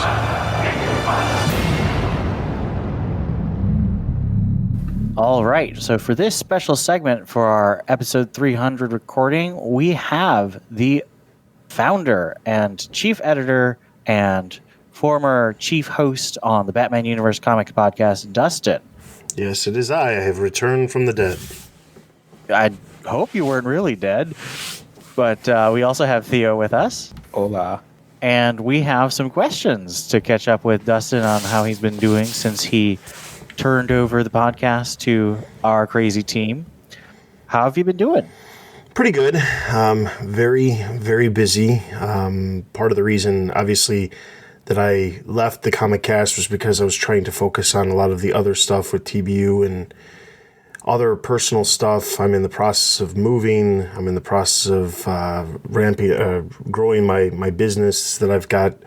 So there's a lot of things all over the place. Plus, the other podcast that I run outside of TBU is growing over there as well. So lots of super busyness. And also, I guess now would be a prime time to mention that the TBU podcast is actually going to be returning probably at the very latest by the end of summer. I know I've been telling people that forever, but we actually have 2 hosts in place to join me, and we're going to be talking all the stuff, including a little bit of comics, but mostly the other stuff, movies, television, that kind of stuff. So I've been putting some thought and process stuff into that. So it's been not very unbusy. That's exciting news. I know that you do keep up with the comics, so what are your thoughts of the current state of the Batman universe in comics? Yeah, so it's an interesting time. Obviously, with the pandemic that's been happening, we've been having a lot more months. Almost 2 full months have gone by without any real major comics being released, meaning there's, obviously we've got Batman Beyond and Red Hood and issues that don't really affect a lot of the other things, but the big book that everyone's been waiting for is obviously Batman with Joker War, and that one has been on a hiatus since March. So the thing is, since I left, let's see what has happened. Tom King was done and Tynion came on the book. And I honestly think that Tynion is a perfect fit for the book. I think that he really understands Batman at a core level that some writers don't. Other writers try to fix and tweak and do things, and I don't think Tynion's doing that. I think Tynion is just utilizing what everyone is best known the character to be and telling stories that are unique to him, but also unique to, just us as readers. I mean, this Joker War thing, we'll see how it actually pans out, but the buildup has been pretty interesting. Outside of Batman, Detective Comics just keeps kind of chugging along for the time being. It'll be interesting to see what happens after Joker War, because we know it's going to be tying into Joker War. Obviously, there's a ton of titles that are going to be tying into Joker War in the coming months. So it's nice to see not only a crossover amongst a lot of the Bat books, but also a crossover that actually has a meaningful crossover, unlike some of the other ones we've seen in the past with Night of Owls and Zero Year, where it's just like they're fundamentally included in the crossover. They take little bits and pieces from the overall cue of the main story, and then they just do what their own thing. I honestly feel like these crossovers are going to be like the old style pre-New 52 crossover, where there actually is tying in to a much larger degree. So it'll be interesting to see that. And Tynion is one of those writers that I honestly believe he enjoys having crossovers and making them meaningful, and not just the, peripheral, hey, do you want to be my crossover? Yeah, I sell a lot of books. Do you want to get some of that? You want to get a little sales rub? And I think that's what we saw a lot with Snyder, and even not necessarily Tom King, because he was pretty much doing his own thing, but when they did do things that would somehow cross into what he was doing, it just felt like a sales rub situation where a writer is never going to say no. Like, I remember back during the New 52, whenever Snyder would have a crossover, he would always sit there and say, yeah, I'm not telling anybody they have to be in the crossover. I just go to them and I ask them whether or not they want to be in the crossover, and they say instantaneously, yes, of course I want to be in the crossover. But when your book is selling like a third of the number of issues that writer who's asking you to be part of the crossover, what else would you do? Like, say no and then not have a little bit of a sales bump for a month or two? I mean, like, it just doesn't make any sense. So, but I think Tynion actually, he puts thought into how let's be honest, he's also one of the architects behind Batman Eternal and Batman and Robin Eternal, and while they're not flawless in any way, there's plenty of opportunities for you to see that he can tell stories that include lots of different creators at the same exact time, and kind of twisting and turning and making them connect in a unique and well thought out manner. So I think that outside of the crossover, there's a couple of things that are coming up that I'm kind of glad are happening. There's rumors that There's rumors that Red Hood Outlaw is going to be ending with number 50. Now that would put that issue coming out, I believe, in November. So that's not, October, based off the current release schedule. So that's not something we're going to hear about, but there's been rumors that book's coming to an end. We know Harley Quinn's ending with number 75. I honestly believe that both of those series, they should end. Catwoman, Batgirl, Nightwing, I think those books should stick around, but I definitely think that they need new creative teams, new life put into them, more connection into the current version of whatever's happening within Gotham City, because Nightwing has been in Bloodhaven on his own, doing his own thing, with very little connection to the Batman universe, and I think that's why that book has been floundering. Batgirl's kind of been doing almost the same thing with Burnside. And then you've got Catwoman, who's been in Villa Hermosa for a while, and I know she's coming back, but these are characters that fundamentally could add a lot of depth into what has been happening within the Batman comics, and adding more reason to pick them up, but they just don't, because they're so disconnected. So I think overall the books are doing a good job. I think that I'm glad to see that books that it just comes down to, I obviously want everything connected. I want everything to matter, and doing a ton of series that don't connect, don't deal with each other. Every time we keep getting these like little glistens of hope with Rebirth, they made it seem like some of the stuff was going to start reconnecting, and then they go down the path of making it seem like things are going to be connected for 6 months, and then all of a sudden it just goes off and does its own thing. That's what happened with Red Hood Outlaw. You assumed that Red Hood was going to be like this agent for Batman to do things that are a little bit more gray than Batman typically does, but then he went off and he did his own thing, and that entire thought process went away. So long story short, I think the books are in a position where they could move to a very, very good spot. I just think that it's going to take some new creative teams and some more behind-the-scenes connections. I know that for the longest time, the Bat books have been ran by 2 editors, and hopefully that is no longer the case now that Tom King's not on a Bat book, because that was part of the reason the books were being split between 2 editors. So I'm hoping that we have a little bit more connection, and the editorial realizes that it's better for the other books. It's great to have Batman having 100,000 sales per issue, but when you have all the supporting characters only averaging about 20 to 25,000 issues per or sales per issue, it doesn't help. If you had them more interconnected, you could be seeing 40,000 or 45,000 per issue, and those aren't unreasonable numbers if it actually mattered and people actually wanted to pick them up. And if that was the case, that's better for the overall line as a whole. I mean, obviously, going from, let's say, 5 books at 20,000 a piece to 5 books at 40,000, that's double your numbers. I mean, it makes sense. And I honestly believe that the times where things are more connected, more people buy those other books besides just Batman. I think Scott Snyder and Tom King, while they've done a great job doing what they did, they very much so were in a position of segmenting the Batman universe in a position where you didn't need to pick up the other books. Nobody needed to read the other books. And they need to get to the point where you should be wanting to read those other books because it adds to the story. So I'm hoping Joker War is the start of that. I've heard some people say that we're looking at a period of DC Comics that feels very much like the 90s. So things like Nightfall and Cataclysm and No Man's Land. Do you think that's true, or do you think there's a distinctly different flavor you're getting from 2020 Batman comics? I wouldn't say that it is 90s comics. I think the thing is it on the cusp of potentially being like 90s comics? Certainly. I mean, obviously it's going to depend on how Joker War pans out, but I do believe that there's the potential for that. And while so many people, I think part of the thing was the New 52 was all about, well, when we have a crossover, you're not required to pick up all the books because it doesn't make any sense. But why in any mindset as a business would you want that to be what you are trying to market?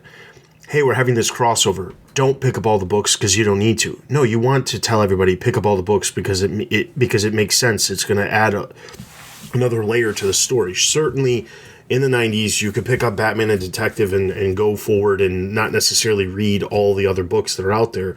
But when you did and you read them in the order that they were intended, it adds so much more to the story, and it's way better for the story for it to be like that.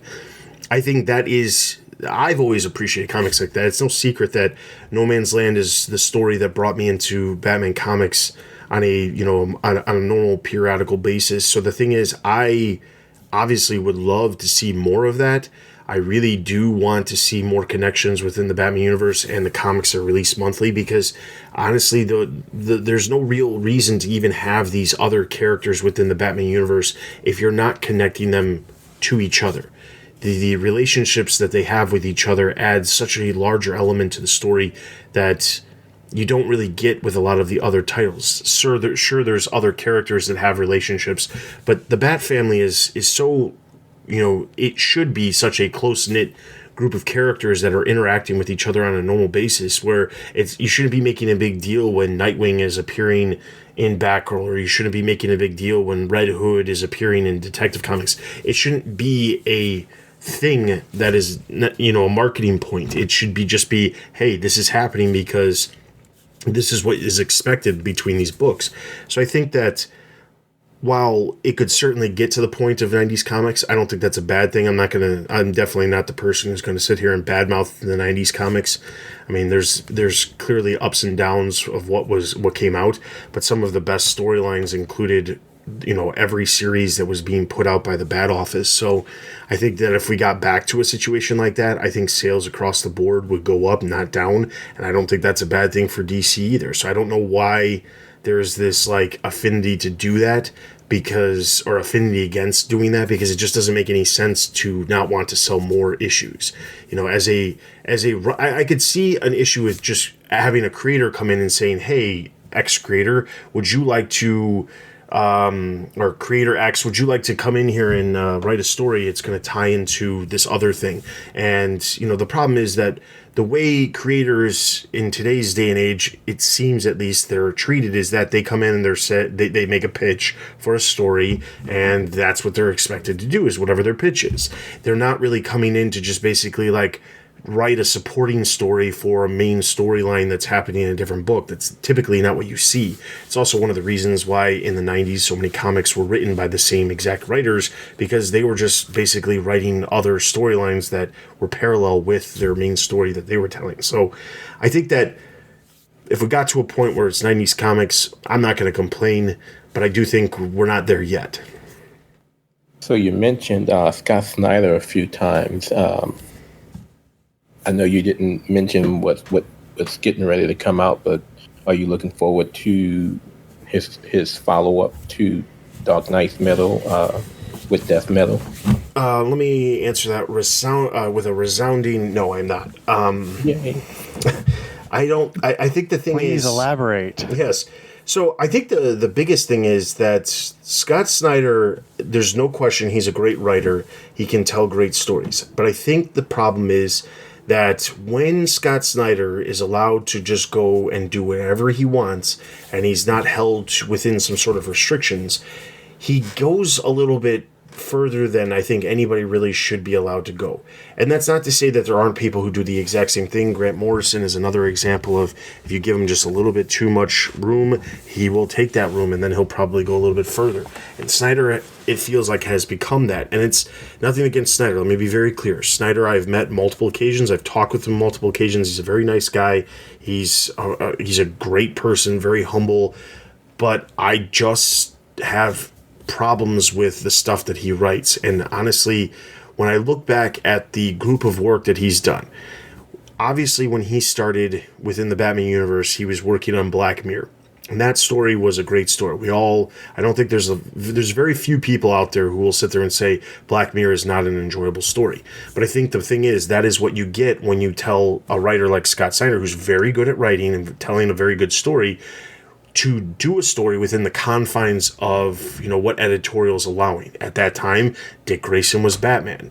So Dick Grayson is the character you have to tell a story on. And he did that. He told a story with Dick Grayson as Batman and incorporated other elements from the past into the story and brought back a character like James Jr. and involved the Gordon family a lot more than I think a lot of people have seen in a while.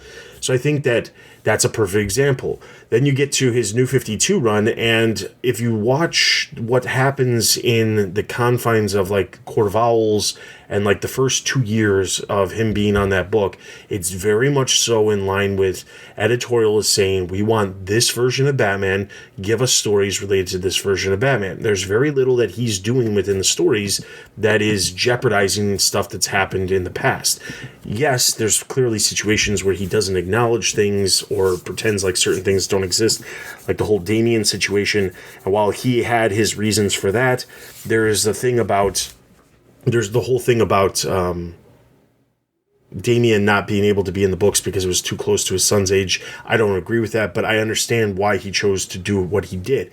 After the first 2 years of him being on the book, the issue is that they started to give him a lot more free reign because his sales numbers were so high. The book was very successful. And the thing is, you don't have a situation where you can sit there and go and say, hey, we need you to rein it in. You got to rein it in because obviously you let him tell a story and he does very good. Sales numbers are very high. The problem is that has happened year after year after year. And now we've gotten to the point where he's doing these metal books. Or in the case of, he did Dark Knight's Metal and then he did Justice League, which I believe Justice League is just an extension of what he was doing with Dark Knight's Metal. But now we've gotten into this thing where now he's basically created this sub-universe within the stories that some people don't have any desire to use or reference or work with at all. But it's sold well, so it's not like they can ignore it. Instead of just doing the story as some sort of Elseworld story or its own singular thing with Black Label or something like that, they let him do it. It was successful, and now it's not like they're going to sit there and say, he's going to come to them and say, hey, I've got this idea for a new story, and they're going to be like, yeah, no, we don't want to do that. We definitely don't want to sell, 250,000 copies of one book and then subsequent 100K of a couple others that's not even part of our main line. Yeah, no, we don't want to do that. Of course they're not going to turn it down. So I think the biggest thing is I just don't think that his stories work well within the confines of what normal continuity is. I think he's trying to change continuity too much whenever he's telling a story, and editorial just lets him do it because he sells well, and I don't agree with that. I think that there's a limit on how much you can actually allow a writer to do, and that's what editorial's job is, and they just don't do it. They did it with Grant Morrison. He got to Batman R.I.P., he did Batman Inc., and they were like, okay, despite the fact that you're selling super well, and despite the fact that you're telling a story that is clearly not done, we are taking you off the book. We are going to take you off the book, and we're replacing you with somebody new. They did that to Grant Morrison, but Snyder, they just kept letting him do it until he was like, yeah, I don't have any more Batman stories right now, so I'll go do something else. And I think they just need to figure out a way to balance reining him in along with acknowledging that he does great sales, because just saying, hey, you sell really well, so we'll just let you do whatever you want, it just doesn't make any sense for the company as a whole. It fragments the company, and I think that's what we've been seeing for such a long period of time within DC Comics, is this like fragmented nature of continuity, because you've got these big writers who are doing stories, they're successful, and they're just like, well, we have some success over here, and obviously we want great sales, so let's just keep having great sales and not worry about how everything's connected. And while obviously we had a big moment happen in the last couple months about Dan DiDio leaving, or fired, or however they want to spin it. But that all happened, and when that happened, it was kind of interesting because it actually seemed like DiDio had finally realized the error of a lot of his ways with a lot of the stuff that happened with Rebirth and the New 52 and DCU and Convergence and all these other things that have happened in the last 10 years, and seemingly seemed to be going in a direction where he understood that continuity does matter, and continuity shouldn't be shifting just willy-nilly whenever a writer comes along with a great story. So, yeah, but now he's not there, and I don't know that there's anybody else there who's immediately thinking that process, because while we don't know the extent of what was going to happen with 5G or how far it was going to change things or anything like that, because now it's probably unlikely to actually happen the way it was originally planned, at least. I do think that the idea of making continuity actually matter was a very important aspect of that plan that should have happened, and I don't think that's the case, because now when you look at everything that's coming in the coming months from the big projects, you've got 3 Jokers coming out at the same time as you've got Snyder's follow-up to Metal. I just don't know that it just is the same thing. You've got these big stories by big writers, they'll sell really well, but ultimately, what do they really matter? How will 3 Jokers actually affect what's going on? I don't think it will. I think it's just its own thing right now, and if it proves to be super successful, maybe there'll be fallout from it, but yeah, it's a troubling time. So you kind of hinted at what your answer would be to. I had a follow-up. So, considering you mentioned earlier that you think some of these books, Nightwing and Catwoman and Red Hood, need some new creative direction, you wouldn't. It doesn't seem you would promote Snyder being one of them. Oh no, definitely not.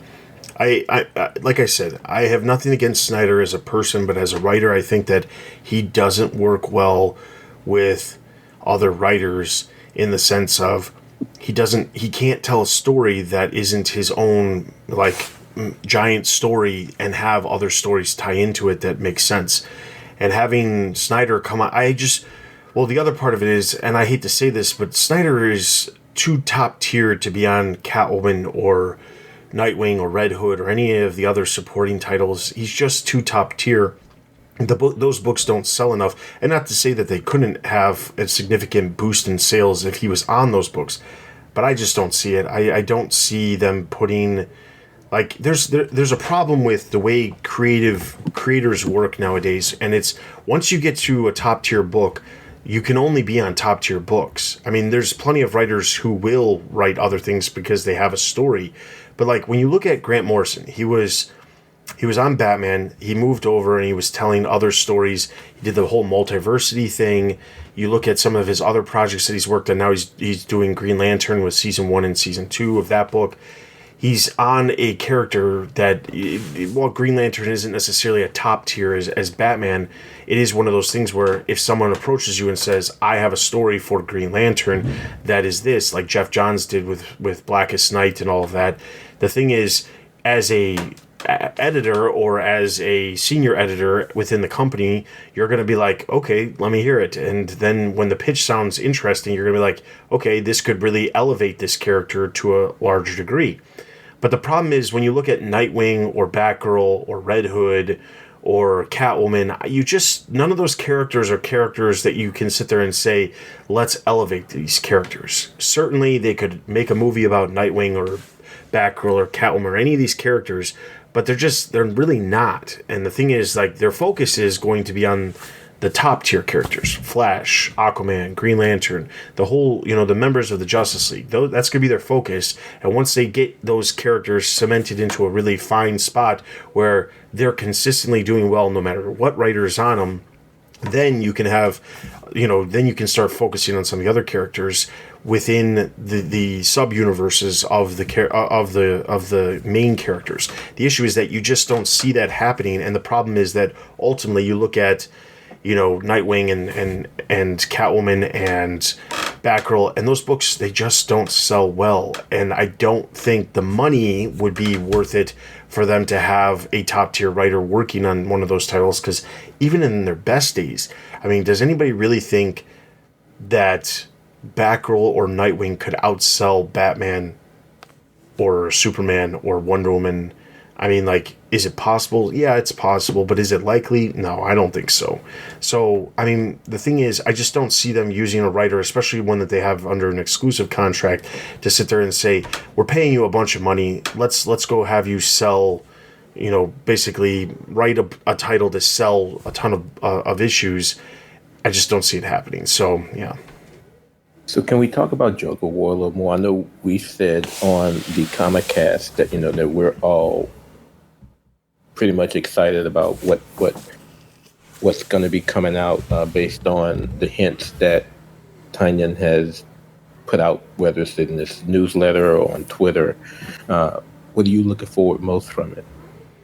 Honestly, I'm looking forward to whatever the fallout of Joker War is, because I think that Joker War is one of these moments within Batman comics that can really change the direction of not just Batman and Detective Comics, but also the peripheral books like Nightwing, Catwoman, Batgirl. I think that's really what I'm looking forward to the most, is seeing what fallout do we have after Joker War wraps up, because we're heading towards Batman number 100, we're heading towards number 75s and number 50s for certain titles and things like that. So I'm interested to see what happens after Joker War.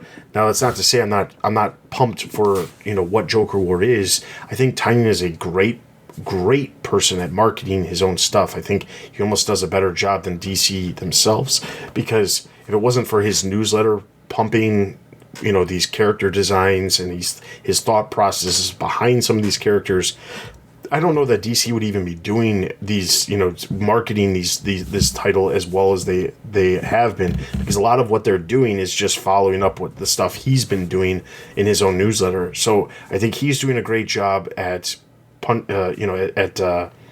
pushing that forward, and I think that ultimately it'll be really great to see what happens outside of the end of Joker War, because that could be the moments where we bring the comics that I really want to be included with the main stories back together and be telling better combined stories. So, if I can just ask this quick question before we let you go.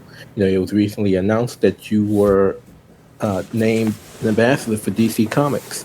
So how did that come about? Yeah, so basically back in February, DC put out a call for ambassadors. I had no idea what it was, and I was just curious to see what it was, because I figured at the very least I could help promote whatever it was, because I obviously run a Batman website, and we have lots of people within the sites and with the staff and the readers and the listeners and the fans that come to TBU. I figured, well, this could be something that maybe some other people would be interested in too.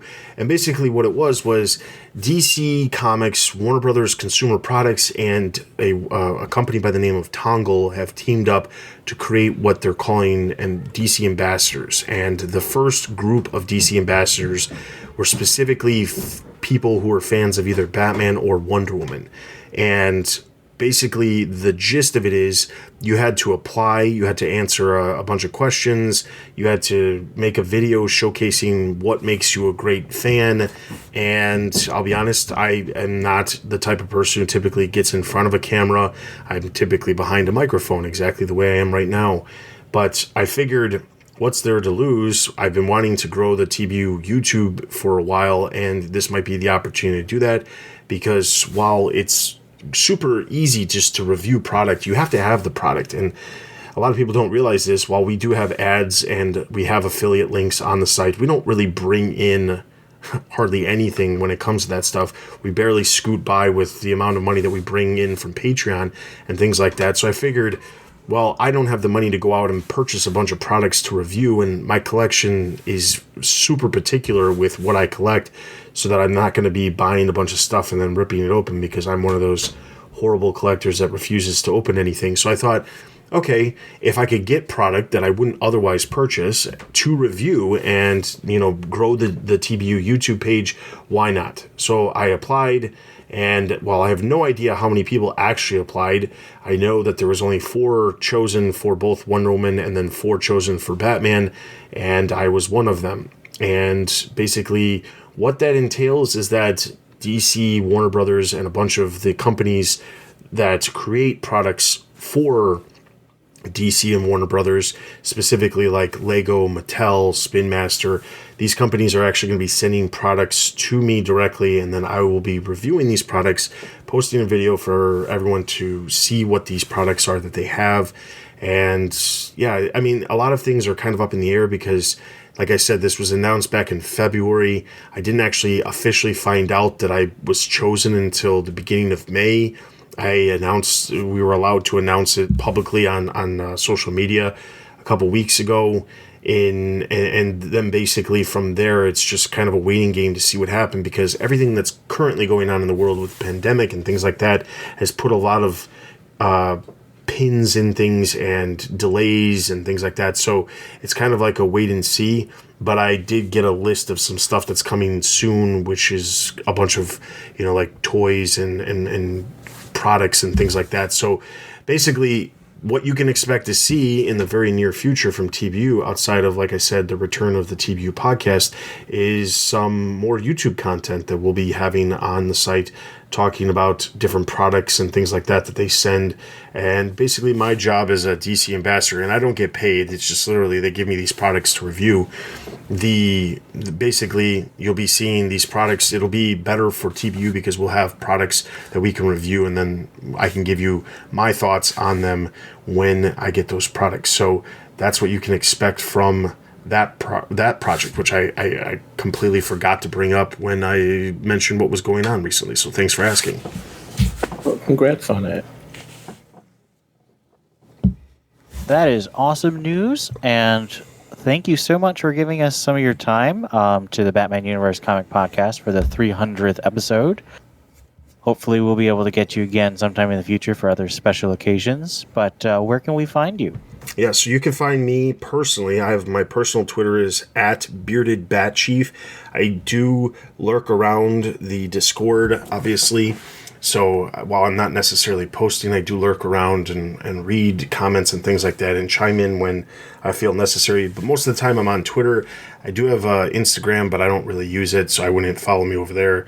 But definitely Twitter is where the best place. But all the TBU accounts I monitor on a regular basis because I'm working those. So that's the easiest way to get in touch. And then obviously once we start posting videos on YouTube for this ambassador program, I'll be reading the comments on those as well. So that's where you can find me. I don't write a lot of articles, but I do edit I do touch almost every single article that you'll see on the site. So while I may not be visually seen all the time, I'm always around. All right. Well, on to more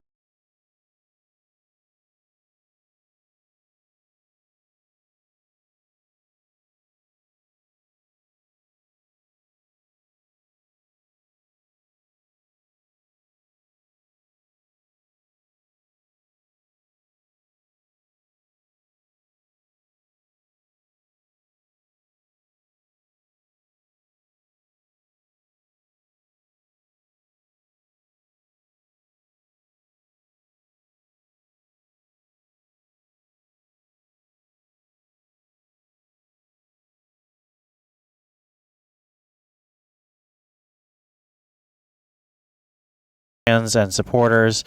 We have Gerald Green, Donald Townsend, Tim Garassi, Captain America, Carinas, Mary Garrett, Real No Deuces, Stanton's Grave, Brendan Roberts, Donovan Morgan Grant, Ed Grouse, Rob O, Ian Miller, Arturo Juarez, Stephanie Mounts, Joshua Lappin Bertoni, Hannah Gar, John McCloskey, and Theo. Thank you all for supporting us. You help us continue podcasting. For the rest of our hosts and for all you listeners who, whether you've joined us just this episode, whether you joined us this season, for the last couple of years, for 5 years like me, for 12 years since the beginning like Dustin, we appreciate all of you listeners, and we hope to see you again next week. This has been Ian. This is Steph. And this is Theo. You've been listening to the Batman Universe Comics Podcast, episode 300. Thanks for listening. 300 down, a ton to go.